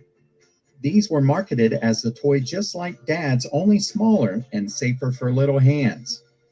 These die-cast metal and plastic tools were plugged into a battery-operated terminal and were powerful enough to cut through styrofoam or balsa wood. Were these toys dangerous? Let us know in the comments below. When the Battlestar Galactica missile launcher first went into stores in 1978, it had a I warning don't label. anymore. Do not put or fire red missiles into mouth or towards face. If kids heeded this warning, then it wouldn't have been so bad. In 1979, the toy was recalled after choking, eye gouging, and even a death occurred from this toy. When Mattel recalled the missile launcher, they offered a Hot Wheels car in exchange. Barbie has become one of the most popular toys of all time. I In got you, Terry. 1991, Mattel released the Rollerblade Barbie. It sounds harmless, No but her worries, skates T. featured a cigarette lighter-like device that would shoot out sparks when Right, they rolled on a Schmovie, flat that's right. surface. The issue came when little girls would put a dress on her and it would light it up on fire. An even bigger issue came along when kids rolled their skates through or near flammable liquids. Cabbage Patch Kids are another doll that has been super popular. In the 1980s, parents went into literal fistfights over these dolls Absolutely, on Black Friday. Kiki. That alone could land these dolls on the list, but that's not why we have them listed. In 1996, they released the Cabbage Patch Snack Time Kids, and this doll could literally eat you. It had one-directional rotating motors in its stomach and tongue to mimic eating. What? It was activated when kids put plastic food into its mouth. The problem was the motors had no way of knowing the difference between plastic food and anything else. Oh, good Lord. So these dolls would eat little fingers and hair and continue to do so despite the screaming of terrified children. After some highly publicized Wow. cases, Mattel recalled the dolls and offered a $40 refund to anyone returning the toy. Sky Dancers appeared in 1994, and they resembled harmless fairies fluttering These are through the air popular like now. butterflies. My granddaughter has one of these. However, their foam wings, when spun at high velocity to obtain flight, could be dangerous. Once the cord was tugged, the Sky Dancers flew into the air at random angles where they scratched and gouged about 100 children before they recalled them 6 years later. CSI became one of the most popular shows on television, and with that popularity, they decided to get in on the toy market in 2007. Sounds harmless, right? The issue came in the dusting kit for fingerprints. The powder was found to contain tremolite asbestos, which is one of the most fatal forms of asbestos. Aqua Dots was another dangerous toy of 2007. These colorful dots could be made into cool art designs, and then they were spritzed with water, which would make them fuse together. The Oh, I problem with remember this that. toy was in the coating. It was found to contain GHB, which is a date-rape drug when ingested. 3 children went into comas after swallowing the toxic pieces. The Consumer Product Good Safety God. Commission recalled some 4.2 million units. The final one that we will discuss today is very strange, and it's not exactly a toy. Oh, don't even show me that. These were baby cages or playpens that allowed kids to get fresh air in sky-rise buildings. The cages would hang out the windows, suspended high in the air. Oh, hell The no. idea came from the early 1900s with the idea of combating No way. tuberculosis with fresh air. In 1921, the patent was filed, and they became extremely popular in London during the 1930s. Hell no. Ultimately, the sales declined in the 1950s due to safety concerns. Boy, that was a hard one to figure out, wasn't it? Toys are an important part of growth and development for No way. children. Many changes have taken place within the toy market over the years. Nope. Most all of the toys today have recommended never ages trust that. and or warning labels on them. However, some still seem to slip through inspections and they get recalled later They on. are worth a lot of I money. hope you enjoyed this little look into some of the most dangerous toys. Wow, that was crazy. There's no way in hell I would ever put my child in that. No way in hell.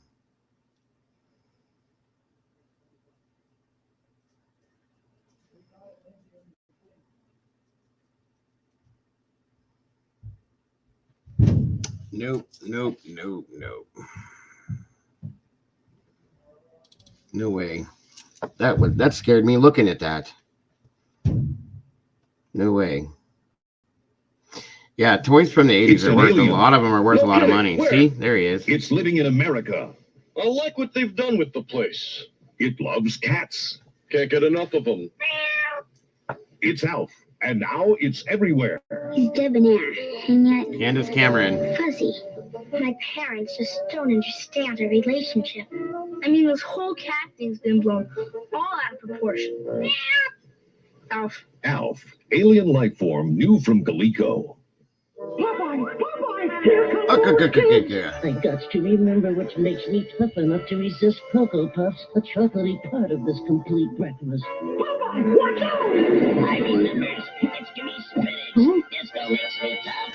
Yeah, you are, dude. I'm telling you. Especially the Garbage Pail Kids. I don't know about baseball cards anymore.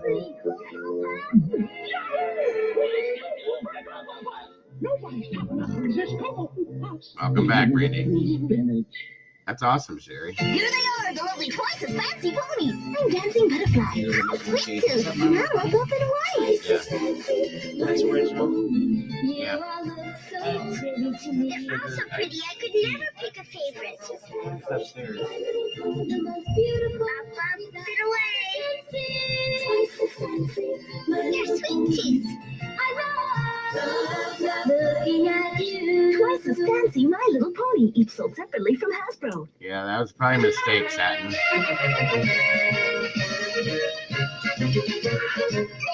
It's circus fun right in your bowl, and you're gonna wanna come flying. The horses and hoops, the balls and bears, elephants and lions. Horses, hoops, balls, bears, elephants and lions. New circus fun cereal, crunchy red hoops, speckled balls, and many marshmallow animals. Circus fun, a spectacular part of this complete breakfast. You fixed your own breakfast. Got a secret treasure to keep safe? You can keep it in a keeper.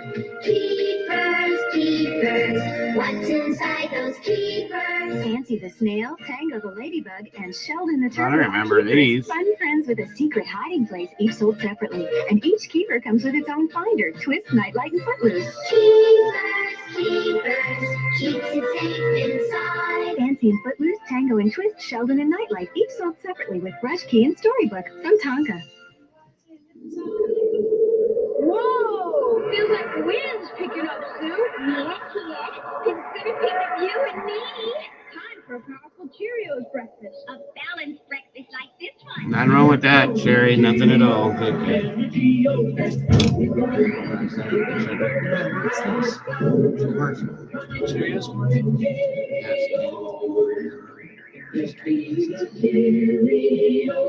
Probably. When you get Yeah, out with exactly. Bubblegum, you could get swept away by winning one of 30,000 insanely tubular prizes in Bubblegum's Old-Piece Surf Stakes, like a trip for two to Old-Piece Pro Surfing Championship in California, or a full Absolutely. Ocean Pacific Everything's World changed, Tour bro. swimsuit. Everything. Send your name and address in either a Bubblegum wrapper or a card with Bubblegum and Old-Piece Surf Stakes. Saturday mornings, we'd watch all these commercials, and then our parents would go nuts because we wanted them to buy all of this stuff, you know, that we'd watch Saturdays on these commercials. Time for a balanced breakfast with Cheerios. You got to go with Cheerios. Thank you, Miss Brandy. I appreciate it. Yes, I do remember the pregnant Barbie, Kiki. Why I Like Showbiz Pizza by Jennifer Marie Adams. Showbiz is where kids of all ages can have You're fun good, with bro. rides, games, shows, Thank you, Brandy. I and appreciate that. If you're a kid, I highly recommend you go. You could even bring your little brother. You got it right next time for fun. That Showbiz Pizza is the number one. You can dance, you can play, you can do it your way. Showbiz Pizza, where a kid can be a kid. It weirded me out. Talking my Corvette. Matchbox Garage, the best you can get. The place I park my horse and my Dodge is right here in the good old Matchbox Garage. There's so much to do at the Matchbox Garage. I'll never get bored with my Model A Ford. Matchbox Super Garage. Any way you set it up, it's the perfect place for all your Matchbox cars. Parking my 57 Chevy was never this heavy. You're not dreaming, it's a moon dreamers. The light making sweet dreams, you know. You're not dreaming, it's a moon dreamers. a magical glow.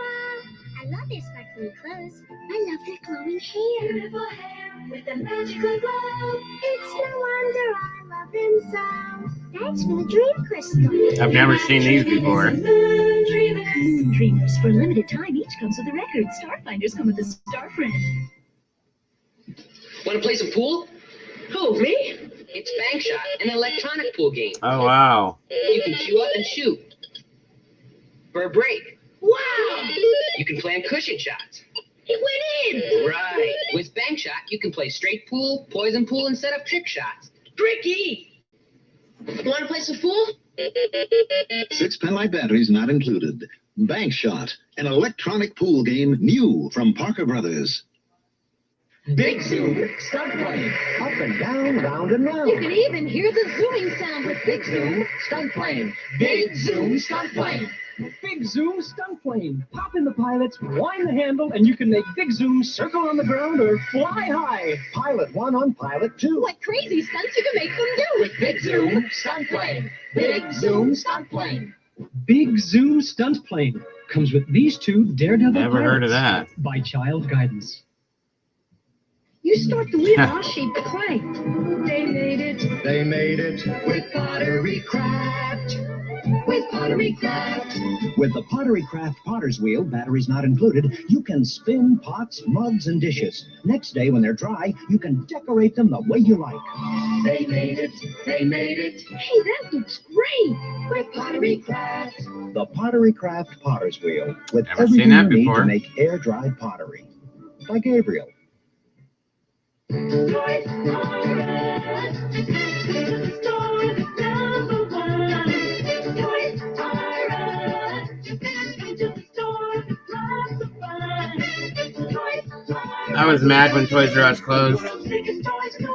And the store that they opened back up now is nothing like it used to be.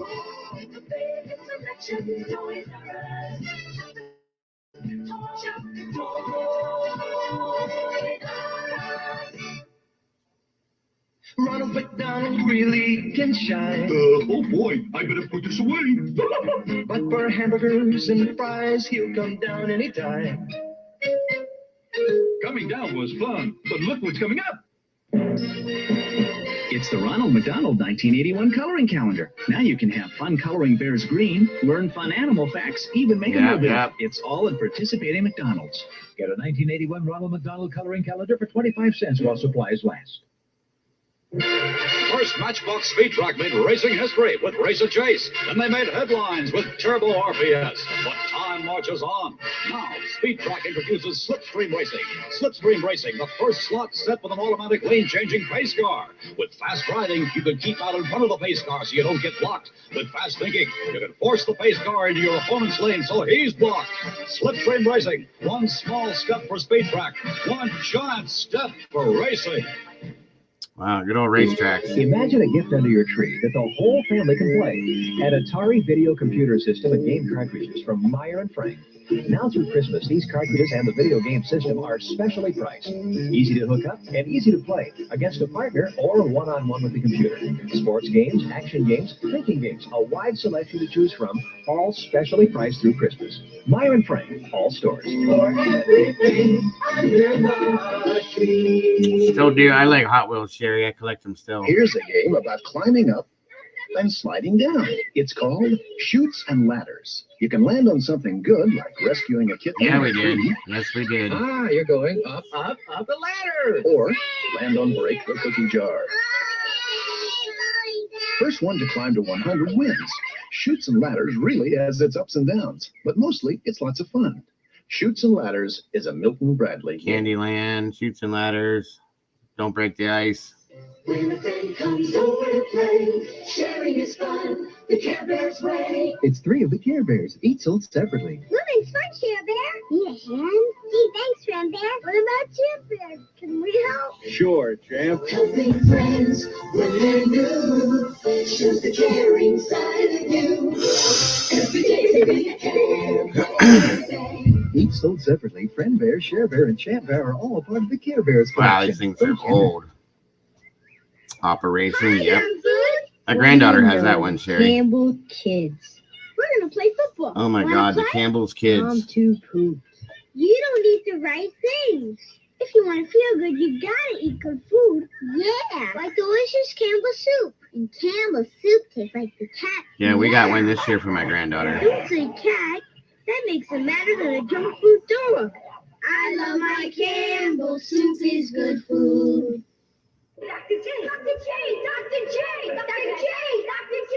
Dr. Chapstick. Dr. J has changed his nickname to Dr. Chapstick. Chapstick lip balm is serious medicine. It helps heal chapped lips and helps keep them from chapping in the first place. Dr. J. Dr. Chapstick to you. Chapstick has emollients to protect against the wind and cold. Even has a sunscreen. Hey, buddy, have a chapstick. Hey, thanks, Dr. Chapstick. Wow. Hello, my name is Crispy. How do you do? Crispy Critter cereal. I remember this. It's indubitably delicious. Oh, here comes Crispy Critters, a good wholesome bunch. The low sugar cereal with lots of crunch. Yes, it's indubitably. Indubitably. Most Crispy Critter cereal is part of a balanced breakfast. Yeah. This is Candyland, a place you pretend to visit when you play this game.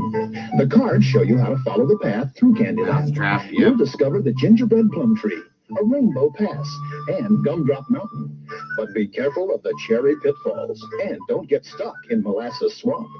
You don't have to know how to read or count to have loads of fun in Candyland. Candyland, a game for people 4 to 8 from Milton Bradley. Wow. Sun-kissed searches and These commercials, these were great. The only tree is plenty enough to grow sun-kissed plum fruits. Every chewy one is real fruity fun. And now you can join the search for the fun fruit treasure. You could win one of over 20,000 prizes. Write to Box 1116, Grand Rapids, Minnesota 55745. Or you could look for clues on specially marked boxes. No, it doesn't, Mike. Get Here was designed to do the impossible. I had that car when I was a kid with the little David Hasselhoff action figure. The Knight Rider Impossible set takes on impossible angles and hangs tough. With all this twist and turn and track, this car does things even Kit can't do. Now, wait a minute. There's also the Kit computer headquarters that charge up and move out. Hey, Kit, this set is really something. Don't get carried away. The Knight Rider Impossible set from LJN. Wow.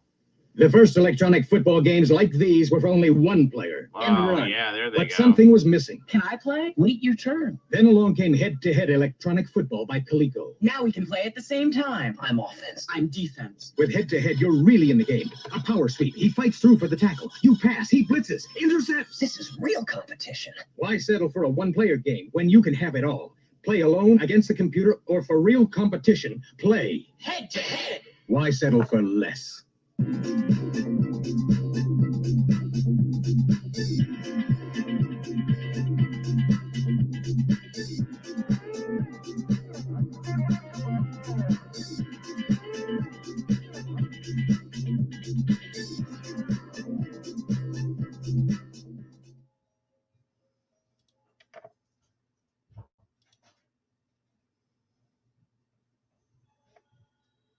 Oh, there we go. Welcome, Pink.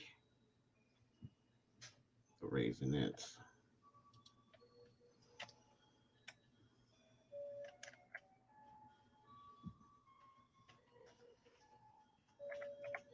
Let's see here. Oh, all right. I guess we can check out the 90s, or did we already look at the 90s? Today we're going to be discussing. We looked at the 80s toys, I thought, or did we move on to the 90s already?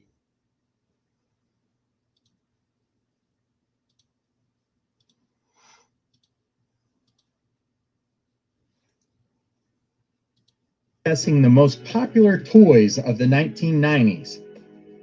The 1990s had some insanely popular toys. We're talking some that had mass hysteria on Black Friday and throughout the Christmas season. I think we saw The a lot likes of of this. which have not been matched since Cabbage Patch in 1983. However, in this video, we will not be discussing all of the toys that were popular in the 1990s. For instance, Teenage Mutant Ninja Turtles came out in 1989. That particular toy is discussed in my 1980s decade video. By this decade of the 1990s, there were a lot of toys that were popular that were from previous decades. So if you do not see the toy that you played with, there's a good chance it's in one of my videos from the 1940s to the 1980s, each with its own decade of toys to discuss and show. But in today's video, we'll discuss some of the popular toys of the 1990s. I hope you enjoy this. Sit back, relax, and let's reminisce together. The Super Soaker brought water gun fights to a whole new level. It was originally called the Power Drencher and went on sale in 1990. It was rebranded as the Super Soaker in 1991. Once the TV advertisements hit the air, it resulted in millions sold, and the product remained popular for years. Imitations came out on the market, but most people still called them Super Soakers, although they definitely were not. The toy was invented by a former Air Force and NASA engineer named Lonnie Johnson. He tinkered with it and tried to get it going for years before he finally found a company, Laramie, who showed interest in it in 1989. He made some additional improvements, and then it was released the following year. Today it is produced by Hasbro under the Nerf brand and has generated more than $1 billion in sales. The Littlest Pet Shop is a toy franchise and cartoon series owned by Hasbro. It was originally produced by Kenner starting in 1992, followed by the animated series in 1995. The tiny toys had certain actions, such as a movable part, which were sold in sets. Most of the toys included magnets or had simple mechanisms such as flapping wings. Perhaps one of the biggest toys of the 1990s was the Power Rangers. They came on the air as Mighty Morphin Power Rangers in 1993. This live-action series was part of the Fox Kids programming block. It was an instant hit and became sort of a 1990s pop culture phenomenon with a huge array of merchandise. Everything you could think of was Power Rangers. Folders, sheets, video games, comics, films, curtains, shirts, pajamas, and toys. The action figures were an instant success, as was anything else that had Power Rangers on it. For a while, it seemed like Power Rangers ruled the world. The Power Rangers began with Saban Entertainment in 1993 and then moved to Walt Disney Company from 2002 to 2010. Most recently, Hasbro has picked up the entertainment and merchandising franchise. Overall, the franchise has generated billions and billions of dollars in toy sales. If you were a kid in the 90s, then you certainly know who the Power Rangers are. Bop It toys are a line of audio games. A player follows a series of commands issued through voice recordings played by the toy. The original game would only allow bopping or pressing a button, twisting a lever, or pulling a handle. As the player progresses, the pace of the game increases. The max score of the original game was 100. The game was based on concepts originally patented by Dan Klitzner and was released in 1996. The game quickly caught on, and there have been several versions since. Now the toy has multiple inputs, including pressable buttons, pull handles, twisting cranks, spinnable wheels, and flickable switches. The max score on the more modern ones is 200. Pokemon is a collectible card game based on the Pokemon franchise I still don't by get the Nintendo. Pokemon thing. It was first published in October of 1996 by Media Factory in Japan. That's probably worth money. In the You US, still it was have an initially Atari. published by Wizards of the Roast. Eventually, Nintendo transferred the rights of the Pokemon Company, which has published the game ever since June of 2003. The cards have become highly collectible, and some of them have sold anywhere from a couple $100,000 to over $1 million. It really just depends on what it is and what the condition of those cards are. Wow. So if you have any of these cards from the 1990s, you may want to take a look at them because you may want to sell them depending on the value. Most people just seem to collect the cards, but there is a game aspect to them. Some people even enjoy entering competitions in tournaments. Tamagotchi, which means egg watch in Japanese, is a handheld digital pet that was created in Japan. It was released by Bandai on November 23rd, 1996 in Japan, and on May 1st, 1997 in the rest of the world. Yeah, I had that game too, The Mike. digital pet toy I loved it. My quickly granddaughter became has one of it the now. biggest fads of the late 1990s.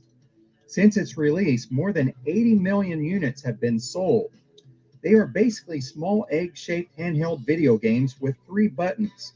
The object of the little toy is to take My care oldest of the kids had virtual one of pet these. that dwells They each inside. had one. The creature goes through several stages of growth, which is dependent on the level of care provided by the player. The background on the creatures is interesting. They are all small alien creatures that deposit an egg here on Earth to see what life is like. Beanie Babies are a line of stuffed toys that were created by an American businessman named H. Ty Warner, who founded Ty Inc. in 1986. The Beanie Babies we all came to know were created in 1993 and became a major fad.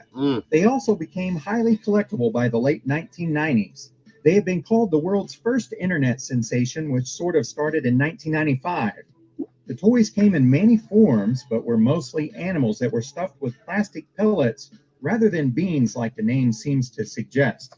The company made limited quantities and restricted individual store shipments, which made the demand to collect them even higher.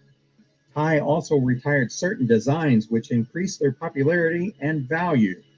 The craze lasted through the 1990s, and some people were paying insane amounts for rare Beanie Babies. Yep. At the same time, people also had to worry about counterfeit ones being sold.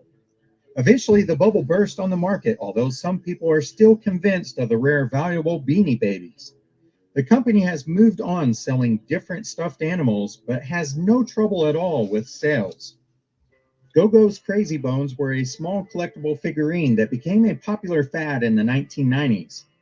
They are produced by a Spanish company named Magic Box International and PPI Worldwide Group, the sole distributor in North America. That's pretty wild, Cherry. They were inspired by a children's game played in ancient Greece and Rome in which they used sheep knuckles. That game is known as Tabas. It is reminiscent of marbles and Sheep jacks. knuckles. Crazy Bones is a modern version played with characters molded from plastic. There are hundreds of characters in total, Oh, I and know, they have Mike. become collectible over My the daughter years. had a bunch of them, and I Within didn't a realize couple how much they years were of the worth. release, the company had some high-profile partners, such as McDonald's, who included them in Happy Meals. That led to revenues growing to nearly $17 million. The current distributor of Go-Go's Crazy Bones in the United States and Canada All right, is Kiki, Johnny thanks for joining us Distribution today, North hon. America. Great to have you here. What's up, Betty Christy? Good Spaghetti to is see a you, hon. bendable rubber doll from the Ohio Art Company. Betty She was Spaghetti. portrayed as a fun-loving teen who had 2 best friends, Zoe and Hannah, as well as her younger sister. Her rubbery hair used to let children make different hairstyles, and she also had changeable hands, feet, shoes, etc. The doll was very popular in its release in 1998 and was discontinued in 2004 due to a weak market and strong competition. She has tried to make a comeback twice, but has not had the same success as she enjoyed in the 1990s. Furby is an American electronic robotic toy that was originally released in 1998 by Tiger Electronics. The toy is a creature of its own, much like a gremlin, but it resembles Yeah, a these things hamster or really owl-like weirded me creature out. with big eyes. It was the must-have toy of 1998 following its release. For a while, the toy was hard to get due to its popularity, and in 1998 alone, there were more than 1.8 million sold during the holiday season launch. In 1999, there were more than 14 million sold. The toy had its own language named Furbish, but over time it would start to use English words and phrases that it learned from the owners. Furby sold for $35 upon release, but because of demand, they Two were of my fetching kids as had much one. as $300 in newspapers as people were trying to make a profit off of them. The short demand also led to parental arguments and battles in retail stores over any Furbies that were found. I got what you're On talking January about, Mike. 13th, That's out there 1999, the ways. National Security Agency of the United States banned Furbies from entering NSA properties over fear and concerns that they might be used to record and repost classified information. This may sound ridiculous now, but it really was a huge concern at the time. But as we all know now, there are things much smaller that are capable of doing the exact same thing and more. Regardless, the Furby goes down in history as one of the most desired toys of all time. Tickle Me Elmo There was he a is, children's plush Elmo. toy from Tycho Preschool. Elmo is a Muppet character from the children's television show Sesame Street. Whenever Elmo was squeezed, he would shake, vibrate, and then giggle. The toy was produced in the United States in 1996 and quickly became a fad during the Christmas season of that same year. The toy retailed for $28.99, but scalpers in newspapers and on the internet sold them for up to $1,500 by the end of 1996. The craze really hit on Black Friday, they were and it was the crazy. toy every parent wanted to get for their young child. The shortage led to parents getting arrested for fighting over the doll.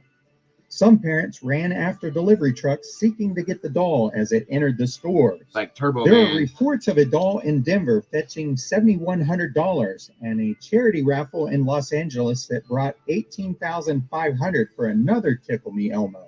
A clerk working at a Walmart in Canada was stampeded by a crowd of 300 people after they spotted him being handed a box of the toys. The clerk suffered a pulled hamstring, injuries they to his definitely back, were. jaw, and knee, broken rib, and a concussion.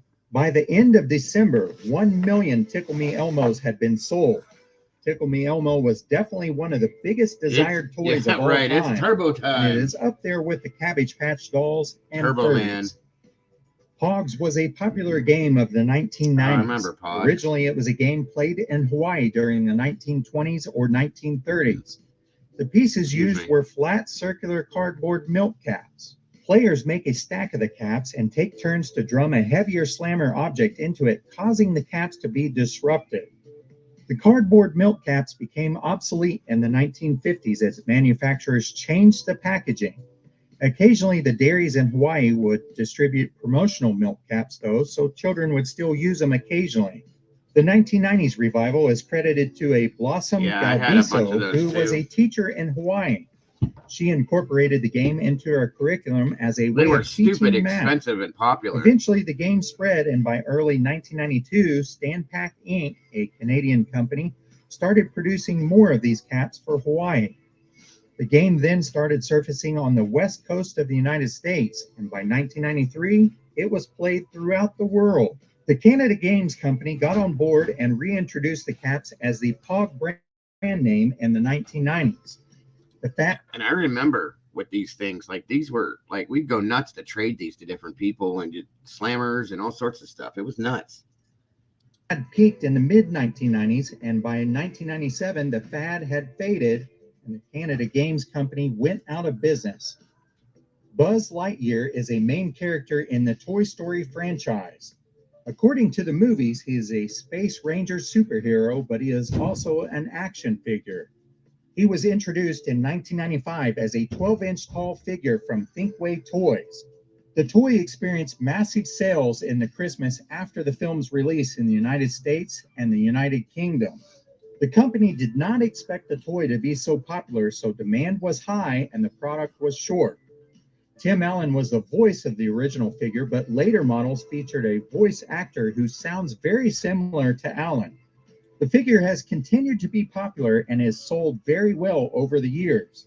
In 2008, NASA and Disney announced that the original figure would go into space and take part in an experiment on the International Space Station for 6 months. Talk Boy is a line of handheld voice recorder and sound novelty toys manufactured by Tiger Electronics in the 1990s. It is now owned by Hasbro. It was originally conceived as a cassette recorder and player prop for the 1992 film Home Alone 2. The company released the toy in 1992 and it sold moderately, but a voice-changing model in 1993, followed by the release of the movie on home video, caused the toy sales to spike. The toy was an unexpected success and it sold out during the 1993 holiday season. It had continued success in subsequent holiday seasons, and the Talk Girl released in 1995. Nintendo was a big hit in the 1980s, and it was followed up by another popular system by the company in 1991 called Super Nintendo or Super NES. An additional system called the Nintendo 64 was also released in 1996, and the brand remained very popular much through the 90s and the gaming market. But the 1990s gave way to other video game systems. The Sega Genesis was released in August of 1989, but it really came on strong in the early 1990s. The handheld Game Gear came on strong and offered a color screen as opposed to the Game Boy's black and white screen. Sega also had some other game systems released in the 1990s that also found success, but one of the big winning game systems of the 1990s outside of Nintendo Yeah, that was my the favorite Sony right there. PlayStation. It was the first console of any type to ship over 100 million units and did so under a decade. It was first released on December 3rd, 1994. There was a time when Sony was making some components for Nintendo, but Nintendo broke off that relationship and decided to go with Philips. That decision was probably something they regretted later, but at the time, Sony wasn't even in the gaming industry. But once they did enter the gaming industry, the popularity of the game system really spread because it had a lower price than Sega and Nintendo. $75. The Sony PlayStation is still a popular console today with the subsequent models that have been released. So I hope you enjoyed this little video on the most popular toys of the 1990s. I hope it took you back a little bit to your childhood and helped you remember the great time. Yep. Who's all feeling retro now? How about that? Gotta be feeling retro. Gotta love it, guys. Gotta love it.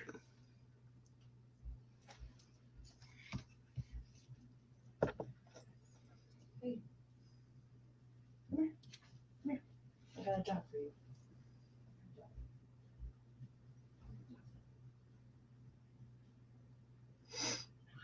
So we went and talked about toys today, guys. How about that one? Quite interesting, isn't it? One little conversation started all that. That's crazy. And I still have not seen where'd they go. Where'd they go?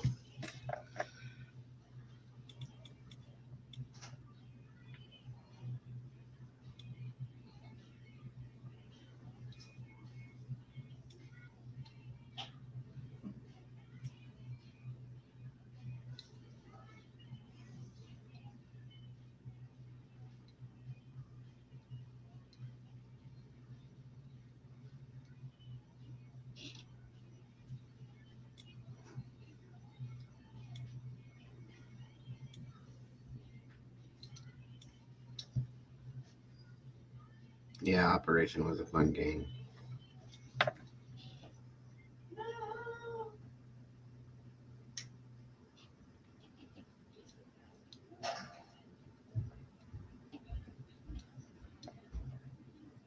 Molly just don't like me no more, that's all. It's okay.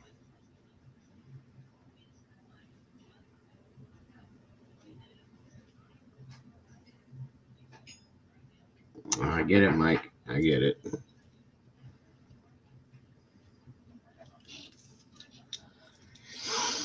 Oh, well.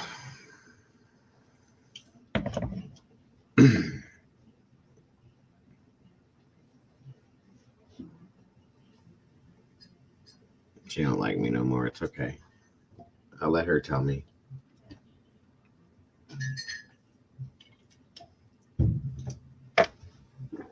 I'm just joking. I mean, kind of. Maybe. I am.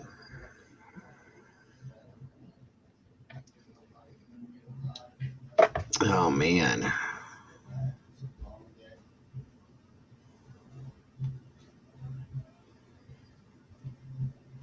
I was going to show you guys something else I was looking at, too.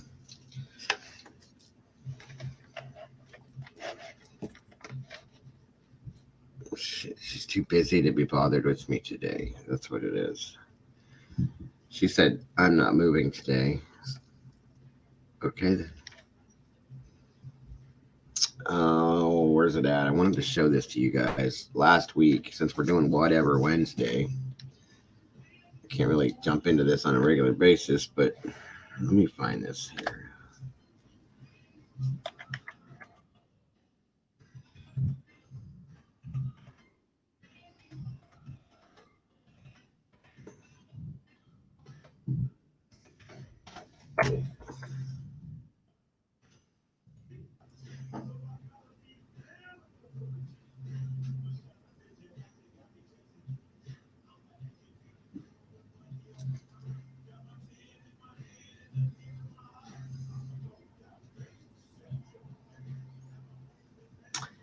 There's a place out here that's very close to me.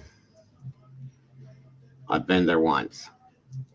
You guys know that I do the paranormal stuff and I'm into this stuff too, right? And it's in PA, but it's not far from me at all. Okay, I don't know if you guys have ever heard of it. It is called Lake Shawnee. It's it's based on Native American tribes that had lived there at one time. There's burial grounds there, so on and so forth.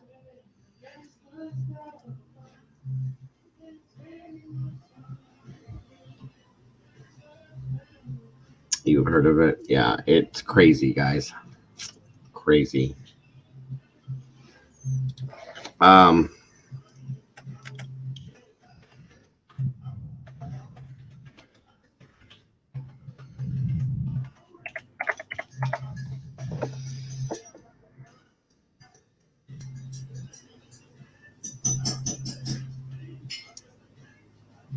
Is weird. The things that happen there are weird.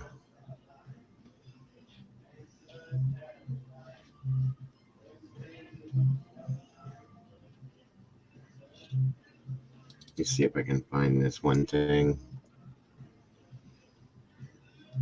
I went once and it freaked me out. I'll be honest with you. And I do this stuff all the time. We went at night, of course, and it freaked me out. There are some noises and things that just didn't make sense. The Indian that you got that was dug up at this property? Yes. What about the swings? Yeah, the swings. That's where the little girl died. Nice pipe. Let me see if I can find the right one.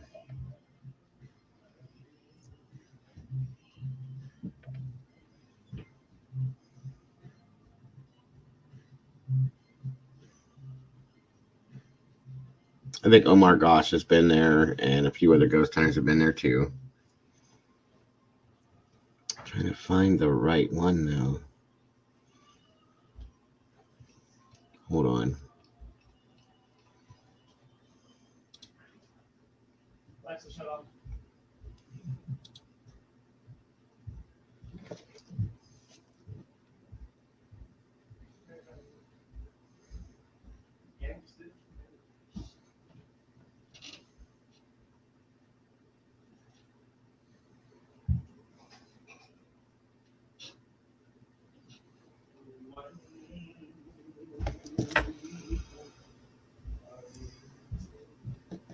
That was, yeah, my son's playing in the background while he's doing his chores.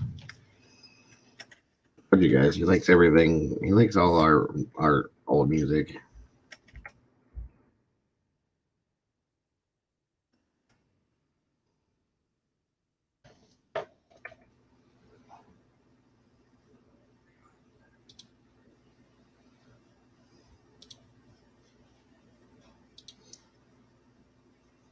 Miss Jean is in the house.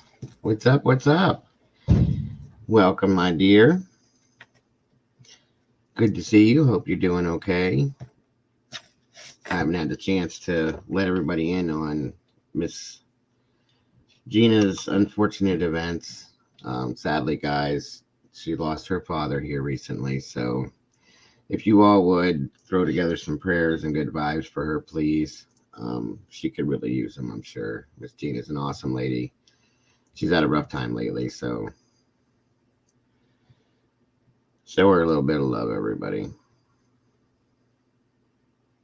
Yeah, April. That is true. Let me see if I can pull this out for you guys. It's good to see you, though, Gina. I'm glad you're in here with us. We've missed you.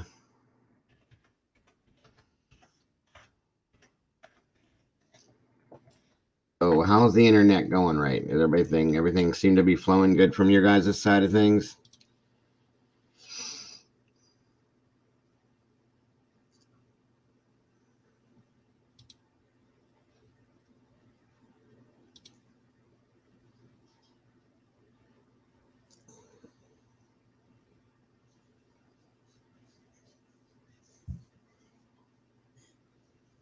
Oh, I think I may have found it, guys. Hold on.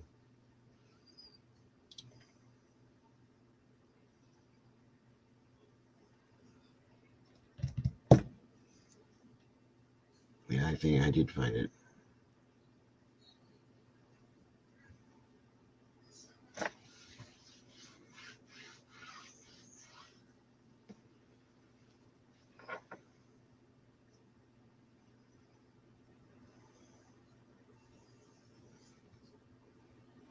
We can look at this one here, yeah. Yeah, absolutely, Gina. No worries, hon. No worries. Do it when you can do it, hon. Little at a time. Like I said, we got your back, dear. 100%. Seems good. Thank you, Shmooby. I appreciate that. Yeah. You will be in all of our thoughts, Miss Gina. As always.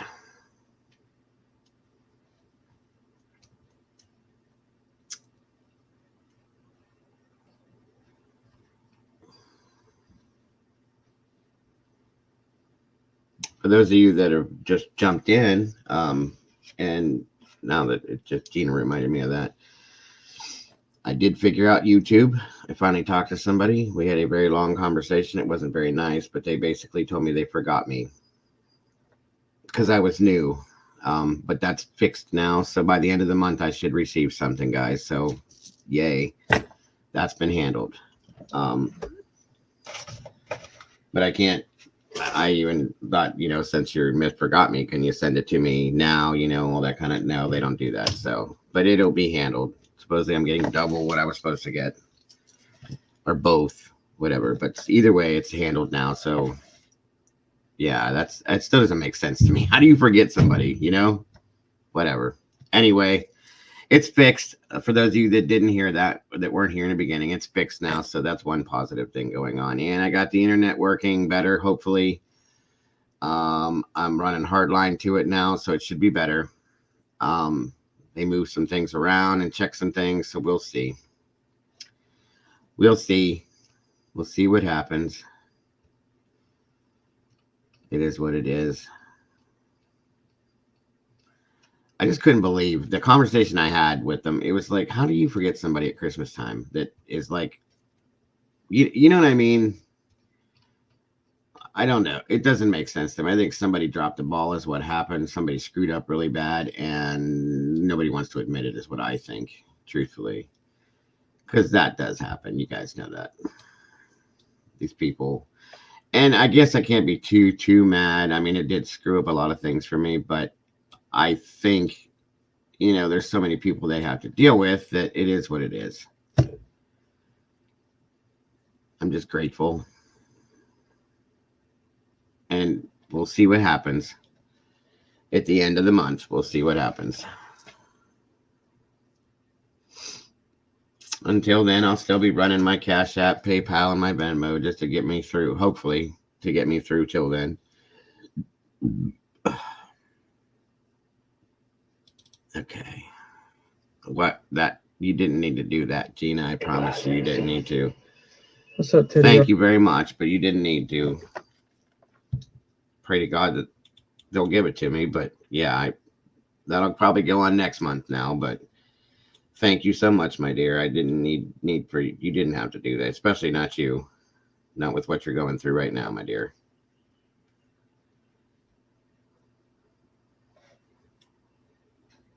We all love you as well. Very much so.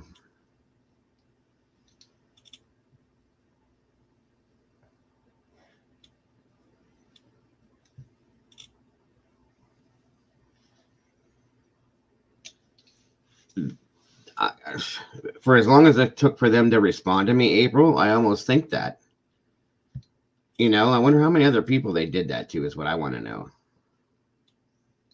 I really do. Like, how many people did you do that to the month of December, Thank you very much, Miss Gina. Very, very much. It's ridiculous. Ridiculous. Well, I appreciate that. I very much do. My whole family appreciates that. Thank you so very much for that. But you didn't need to. I think YouTube should be doing it themselves for what they did. You know, they should add something to it for the problems they caused. Brooksman. Holy. All right, so this is Lake Shawnee. There was an amusement park that was built there, guys, and this whole area is supposedly haunted, like really bad. Okay, and I've been there, and I know a few other people that have been there, and it's just the whole place is creepy. A lot of it is built over top of an Indian burial ground, and I always wanted to show this to you guys, and I've never gotten to be able to get into any of the paranormal stuff. So I figured, what the hey, why not? At least today, you know.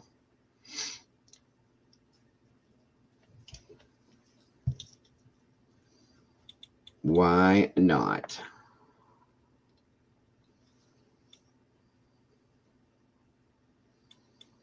Yes, Miss Gina, we love you so much, my dear. Very much so. You are in my thoughts every day, hon. Every day.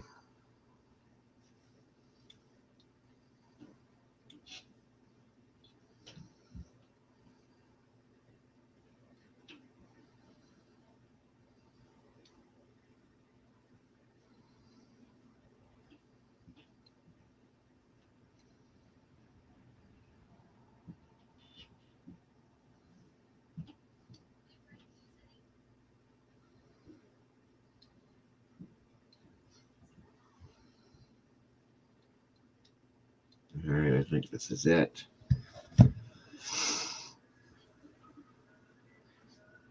Yeah, it's not going to happen, Pink, at all. Not at all. It just, I couldn't believe it. Like, over Christmas of all times. You know, I was really looking forward to that. And then they gave me an estimate. They give every one of us an estimated amount that we're going to get, blah, blah, blah, so on and so forth. And it's like, okay, great. And then it never happened. And it's like, oh. And then I started doing, what do you call it? Emails and stuff to them, and nobody was responding to me. Thank you so much, Miss Gina. You again, you did not have to do any of that, my dear, but thank you so very much. So very much. I very much appreciate that. Right, especially right now. It helps so much. You have no idea. Thank you, thank you, thank you. Much love to you from all of us here. I hope you're okay, though. I really do. Yeah, it is rotten. Very rotten. Like I said, I wonder how many other people were just forgot.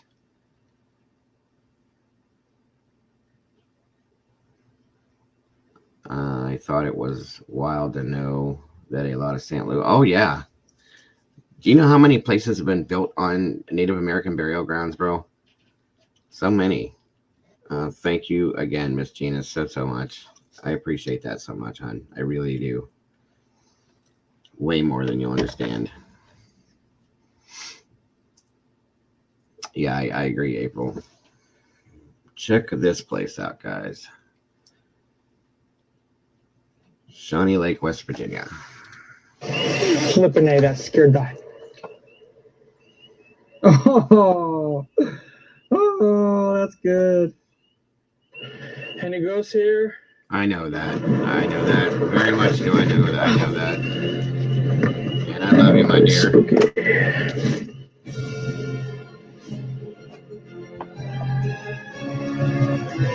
I know.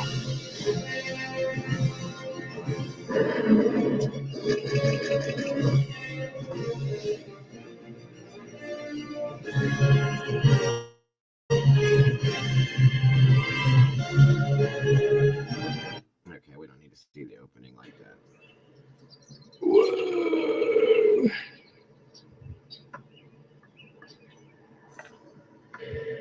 The whole reason I got into this shooting paranormal, abandoned, haunted places is quite frankly because I didn't believe the crap. I didn't believe the images. I do believe in the afterlife. This is coming over.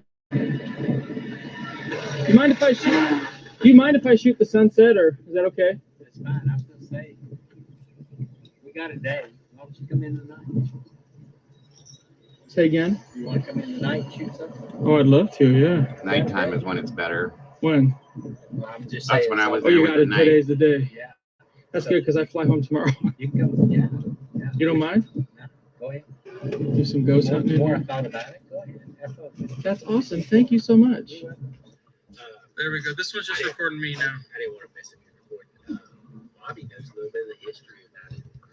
Did you read anything up on the internet? You know what? I have looked up videos, and the videos I've seen, quality hasn't been very good. Well, this one will be amazing. Not take my word for it. I heard there's an Indian burial ground. There he is. It's out in the field. Okay. And the little girl that got hit the pop truck on the. Oh yeah, I remember that. Yeah. And there's And that's another thing about this place, you guys, is there's been a lot of children that have been, lost their lives at this place too. And it's just, there's so many, they're saying spirits that are here at this place, that ghosts, whatever you want to call it, that haunt this place of kids, which is very freaky. Hello, Ms. Boone. How are you today? Good to see you. Thanks for joining us today. My throat feels better. My throat feels better already. Something about a guy at 9 o'clock on the Ferris wheel. From this side looking at it. Okay. The 9 o'clock, which is number 10 bucket, I believe it is. Okay. Something about every once in a while people see the guy on the Ferris wheel. Really? Bobby, tell us a little bit. He's got it recorded. Welcome It's to just recording me, Bobby. whatever's good Wednesday, Miss Boone. You guys are good sports. Well, hello, Alice. Good to see you. It's been a minute. Good to have you here. Don't worry about it, brother. That's my life. Been a long time. If it makes you feel any better, my flight's at 7 in the morning. Didn't think we'd see you again. At least we didn't waste your trip. Absolutely. But you know what's funny? Because people are like, you're going to drive all the way out there. You don't even know. I'm like, you don't know unless you go. Because it's strange things happen around here. Why am I here today? Usually I'm not here. Usually you showed up. Usually Again, Gina, if there's anything you need, let me know. You know that. That's amazing. Even if you just need to vent to That's somebody, awesome. I'm here always. You guys You know are that proud. too. Believe me, this will get play. You guys, the people love it. If you would have showed up a week later, Out of luck. couldn't have done it. Well, I feel very fortunate and blessed that you guys are so awesome. We feel fortunate too that you're interested. I was just saying, I actually got into this It's because I great to watched see you, those Miss paranormal Alice. shows, and sometimes the pictures I put up, I'm like, okay, seriously, that's crap. And then as a professional photographer, I'm like, you know what? All right, let's I'm either move improve it along. or disprove I it. want you guys to see what he does at Yeah, night so here. I've been all over the place, man, in haunted places, and found some crazy stuff. So being able to work with you guys in any capacity would be a blast. I know that, this place was sent to me. There we go. No, that's awesome. I really appreciate it. Thank you so I've much. been okay. I hope you've been You good. too. Bye-bye. I've been trying to reach you to talk to you and make sure everything was okay. I just didn't have a way to reach you besides here. Well, I can shoot. But Actually, to be honest with you, if you'd like, you're more than welcome to text me at that number there. That way I could talk to you. Just to let you know everything's good and what's real and what's not, I guess you could say. See what happens. But it's running on this ticker at the bottom there, hon. Across the bottom, so you're more than welcome. Flash and showing you guys just how we roll. And just with this little flashlight here, right there. I'm gonna do some painting with light on the Ferris wheel with me. Amen to that one, Sherry. Gotta get creative on this sucker. Use one of the swings as a tripod. What's up, Teddy Ruxpin?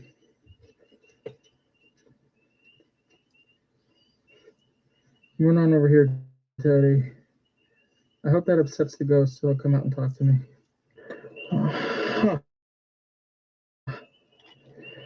Beautiful. She got to stay still.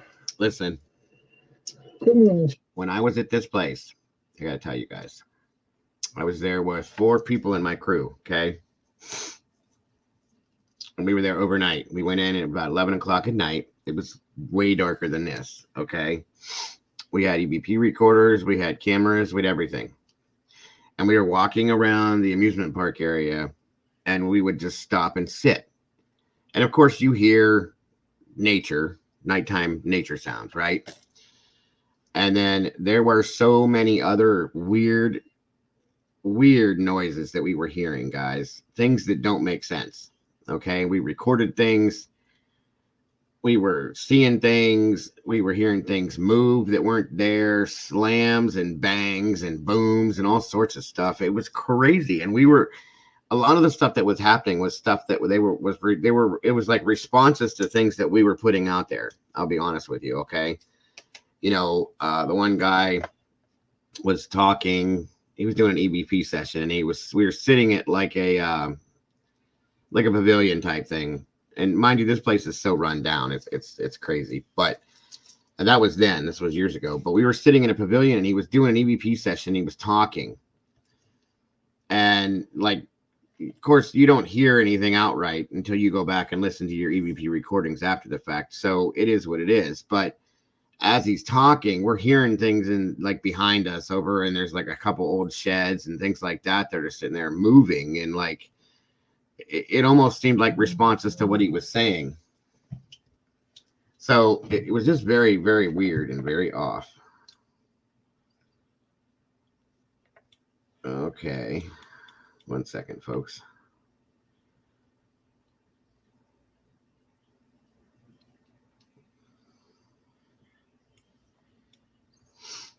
All right, Miss Molly. At least you're okay. I know that much.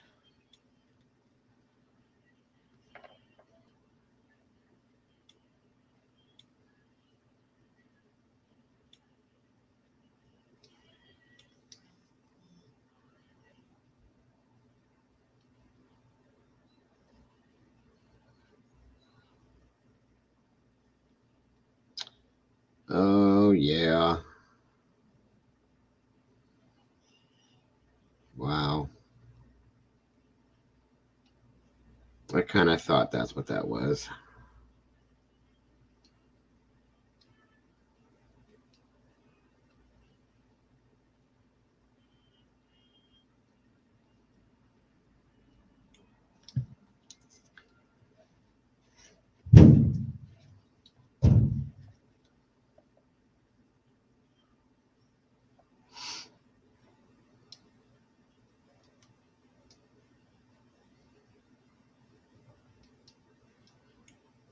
All right. Well, that's good to know, and I'm glad that I was able to handle that. Yeah, sometimes those things happen, folks. People miscommunicate or have miscommunications between themselves from other people, and it just turns out to be a bad thing. Yes, I can do that, Miss Gina. 1 second. I'm sorry.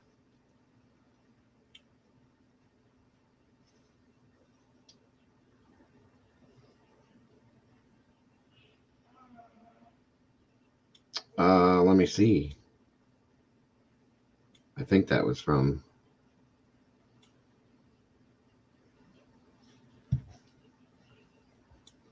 I don't know. Hold on. Who? 1 second, guys. Sorry. Here, let me go ahead and play this here as I'm looking at this. Alrighty. Time to paint, baby. Let's do this. Alright. Holy flippin' A, that scared the heck out of me. I don't know if the camera can pick it up, but right there is my reflection from the backlight, and oh my gosh, that scared me. Whew. 1 moment. I'm checking.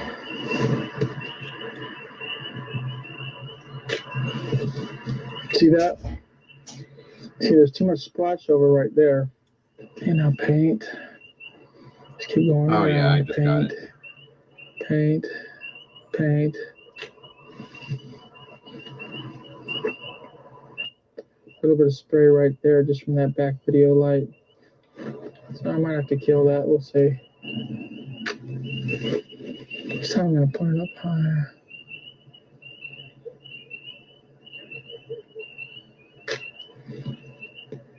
That's pretty awesome right there. Zoom in to make sure. I'm good on my focus. Which I am, baby. Oh, yeah. Dude, you see that? That's my shadow. That's what freaked me out. All right, Yeah, I would so I'm gonna imagine it turn that would. back one off. All Just right, turn on I did the get that. infrared from this point forward. Thank you, Gina. All right, time for night mode. That's crazy, Miss Boone. It's getting dark out here. Can't be a wussy and be out here.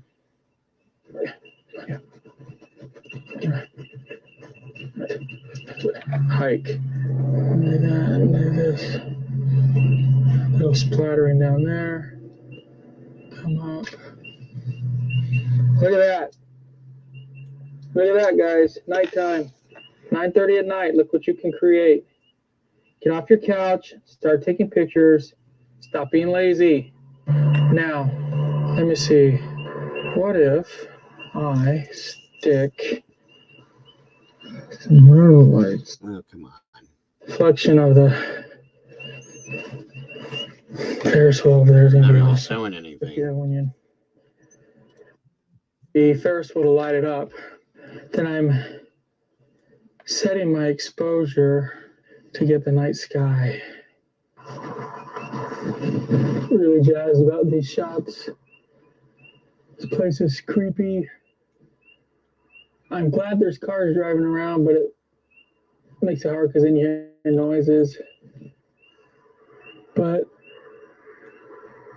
if there were no cars, then I guess I'd feel all alone, even though I do feel pretty alone. Because if I got jumped or if a ghost wanted to kiss my face and then take me to purgatory, I'd never. Would you like to hear a ghost? I don't know what the story is behind this bear. I'm sure some person just left it behind. I don't know if they left it for the little girl. If they did, I don't mean It's to. not showing. This one isn't showing what it was supposed to show you guys. It's kind of bugging me a little bit. 1 second.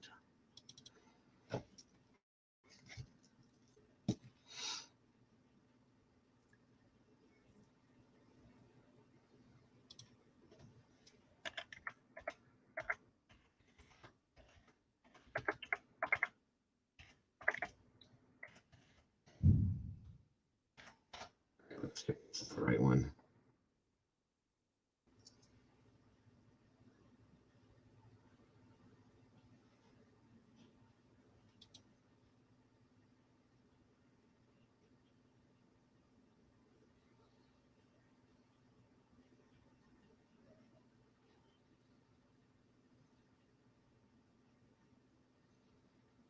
Maybe this was it. This was a different version of it, but Recently, I went to Lake Shawnee Amusement Park. It's not a fully functioning amusement park. It's actually been abandoned for quite some time, but the owner was giving tours just in time for Halloween. I decided, since I've never actually seen a ghost on film, that I would take my Sheikah T4 zoom to get any unnatural things caught on film. I didn't foresee myself taking so many photos, so I only took one roll of film, which was pretty stupid on my part. But luckily, I had my Canon PowerShot ELPH 300HS, which is what I'm filming this with right now, and it's what I film all of my YouTube videos with. So I always have that, and I figured I would take some photos with that camera as well once it got I really wanted to show this to you guys, and it's not giving me the right was able to videos. capture anything that this was not, or if this was able to capture anything, but the digital camera was not able to. With that said, I've never been to this place before, but I've read a lot about it online and about it being haunted. It's got a pretty grim and pretty gory past. People have died at this place, and it does have a very eerie feeling about it. But what surprised me the most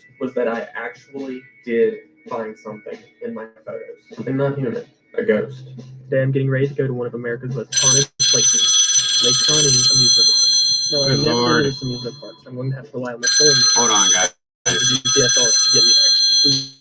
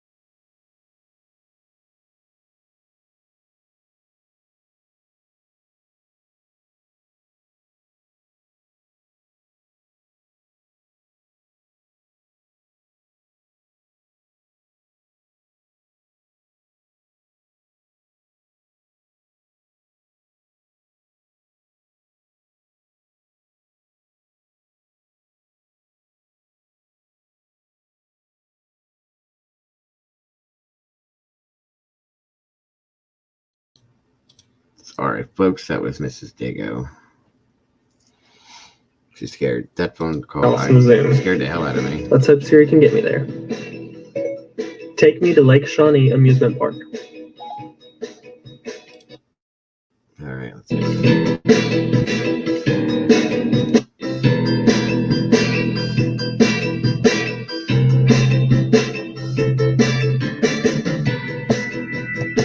First, I'm going to show you some of the photos that this Yashica T4 Zoom took, because surprisingly, it actually took a better photo in the dark and low light than my Canon PowerShot did. I don't know if I hadn't played with the settings to get it exactly right on the Canon PowerShot, but this camera actually did better in low light and dark settings. So here are those photos, and unfortunately, no ghosts were captured with the 35mm Because of your camera flash, that I Rod. can tell.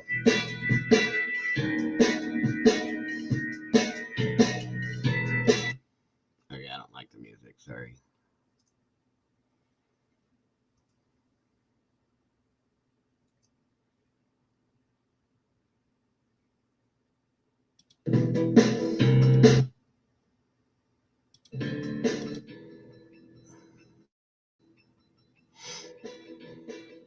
Place is definitely creepy, guys. I'll be honest with you.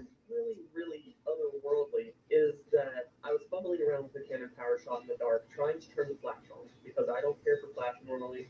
You have to have it when there's very little to no light. So I was trying to turn the flash on, and in the process, I turned face detection on, which is a feature of the Canon PowerShot. It'll actually try and find the faces and tell you. Awesome, Alice. Good to hear. Welcome, Anna. Good to see you. Get them in the shot, and after you take it, it'll actually show a little sort of screen cap at the bottom with those faces. Thank you for at least listening, Alice. I appreciate you. Of the Ferris wheel, and the first thing that pops up in the bottom. I hope to see you more often, And maybe. I sort of had to do a double take. You know, is this really real? Is this really happening? And why is it even showing me this? Like, why is the camera recognizing that as a face? Once I got home, I was looking at the settings and I realized, hey, I had face detection on, which was a weird coincidence to begin with. But what's even weirder is it actually Something else I should bring on. I don't know. Did I ever let you guys hear the audio that Molly sent me? You guys ever hear that? Quite interesting, folks. Quite interesting. There is clearly something visible in this photo. There's probably even more in the photo than I can pick out. One thing's for sure, if you go to Lake Shawnee Amusement Park, it's going to be very hard for you to get a photo that doesn't have some kind of force and a place that, if disturbed, could leave you with a haunting. So there's an orb there. Okay. Right here.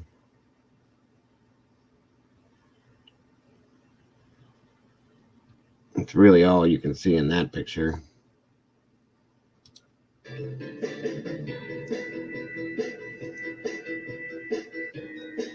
Unless you go with these little... Oh, okay.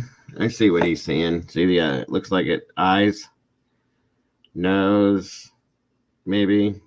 Looks like maybe ears. That's kind of creepy. A lot of these things are what you want it to be when you see it. It's your mind does this to you guys. Again.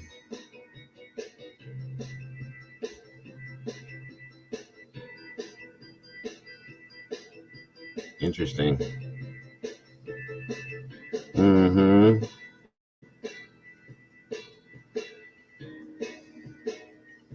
What's up, Green Eyes? Good to see ya. Welcome to Whatever Wednesday. We're just kind of just chomping it around at different things. Thank you so much, Miss Heather. I appreciate that very much. Thank you, Alice. I appreciate that. If you know anybody that would want to come in here, we'd be more than happy to have them. More than happy. Typically, we do the true crime, as you know. Today, we're just kind of doing whatever's good Wednesday, just to kind of, just because, I don't know. We started, it's supposed to be what's new Wednesdays, but we just started talking about some stuff earlier, and it is what it is. You don't want to really know, trust me.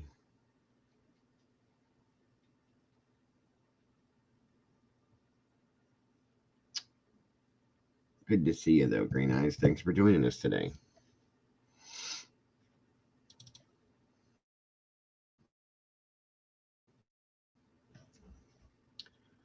Get out of there.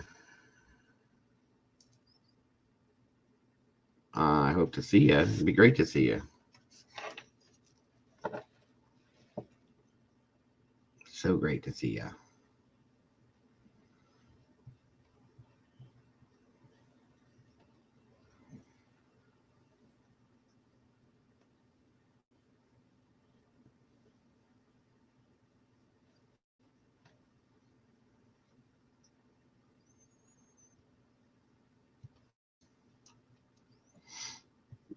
What do you mean with the question marks?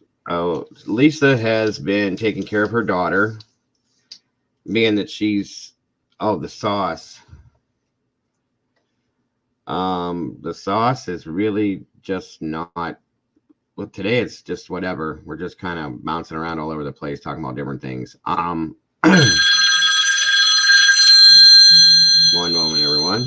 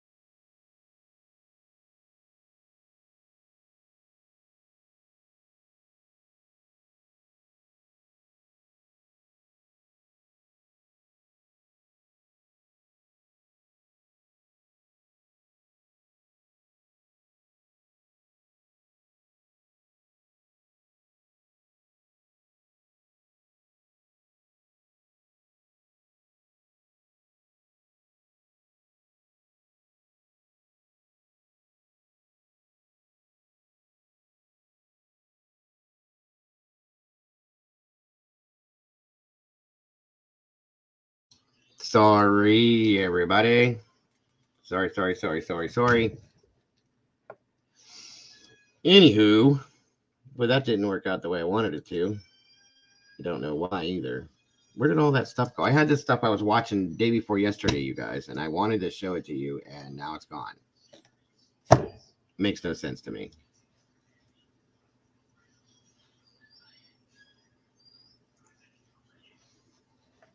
Oh, well.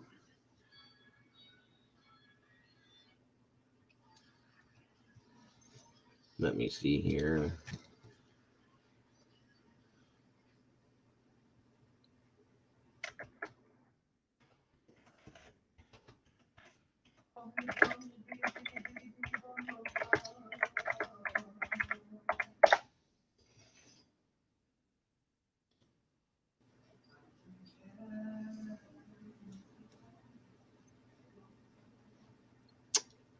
All right. This one is something I wanted to, this is kind of where I was going to go today. And I will give it to you here real quick. One second, guys. I'll give you a couple. But this kind of blew me away a little bit. We talked about this the other night. Some of us did a little bit, not on here, but something new that I was looking into.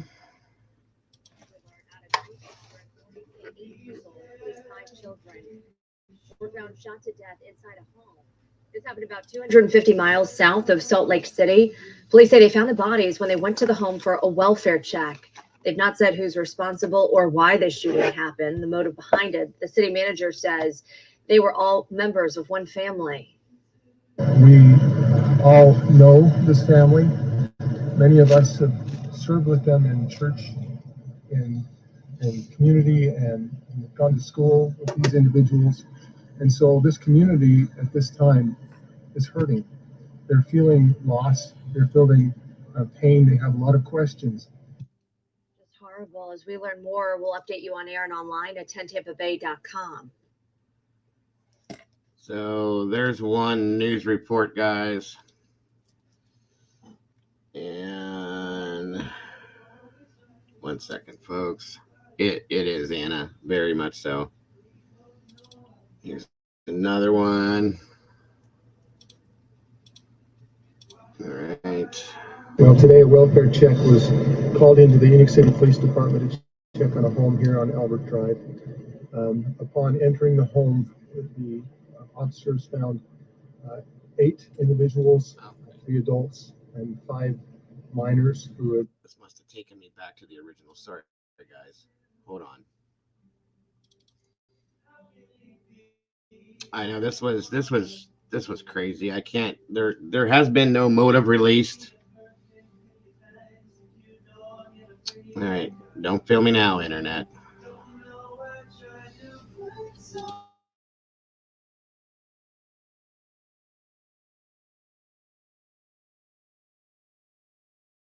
All right. Pull up the other one that I had left there down.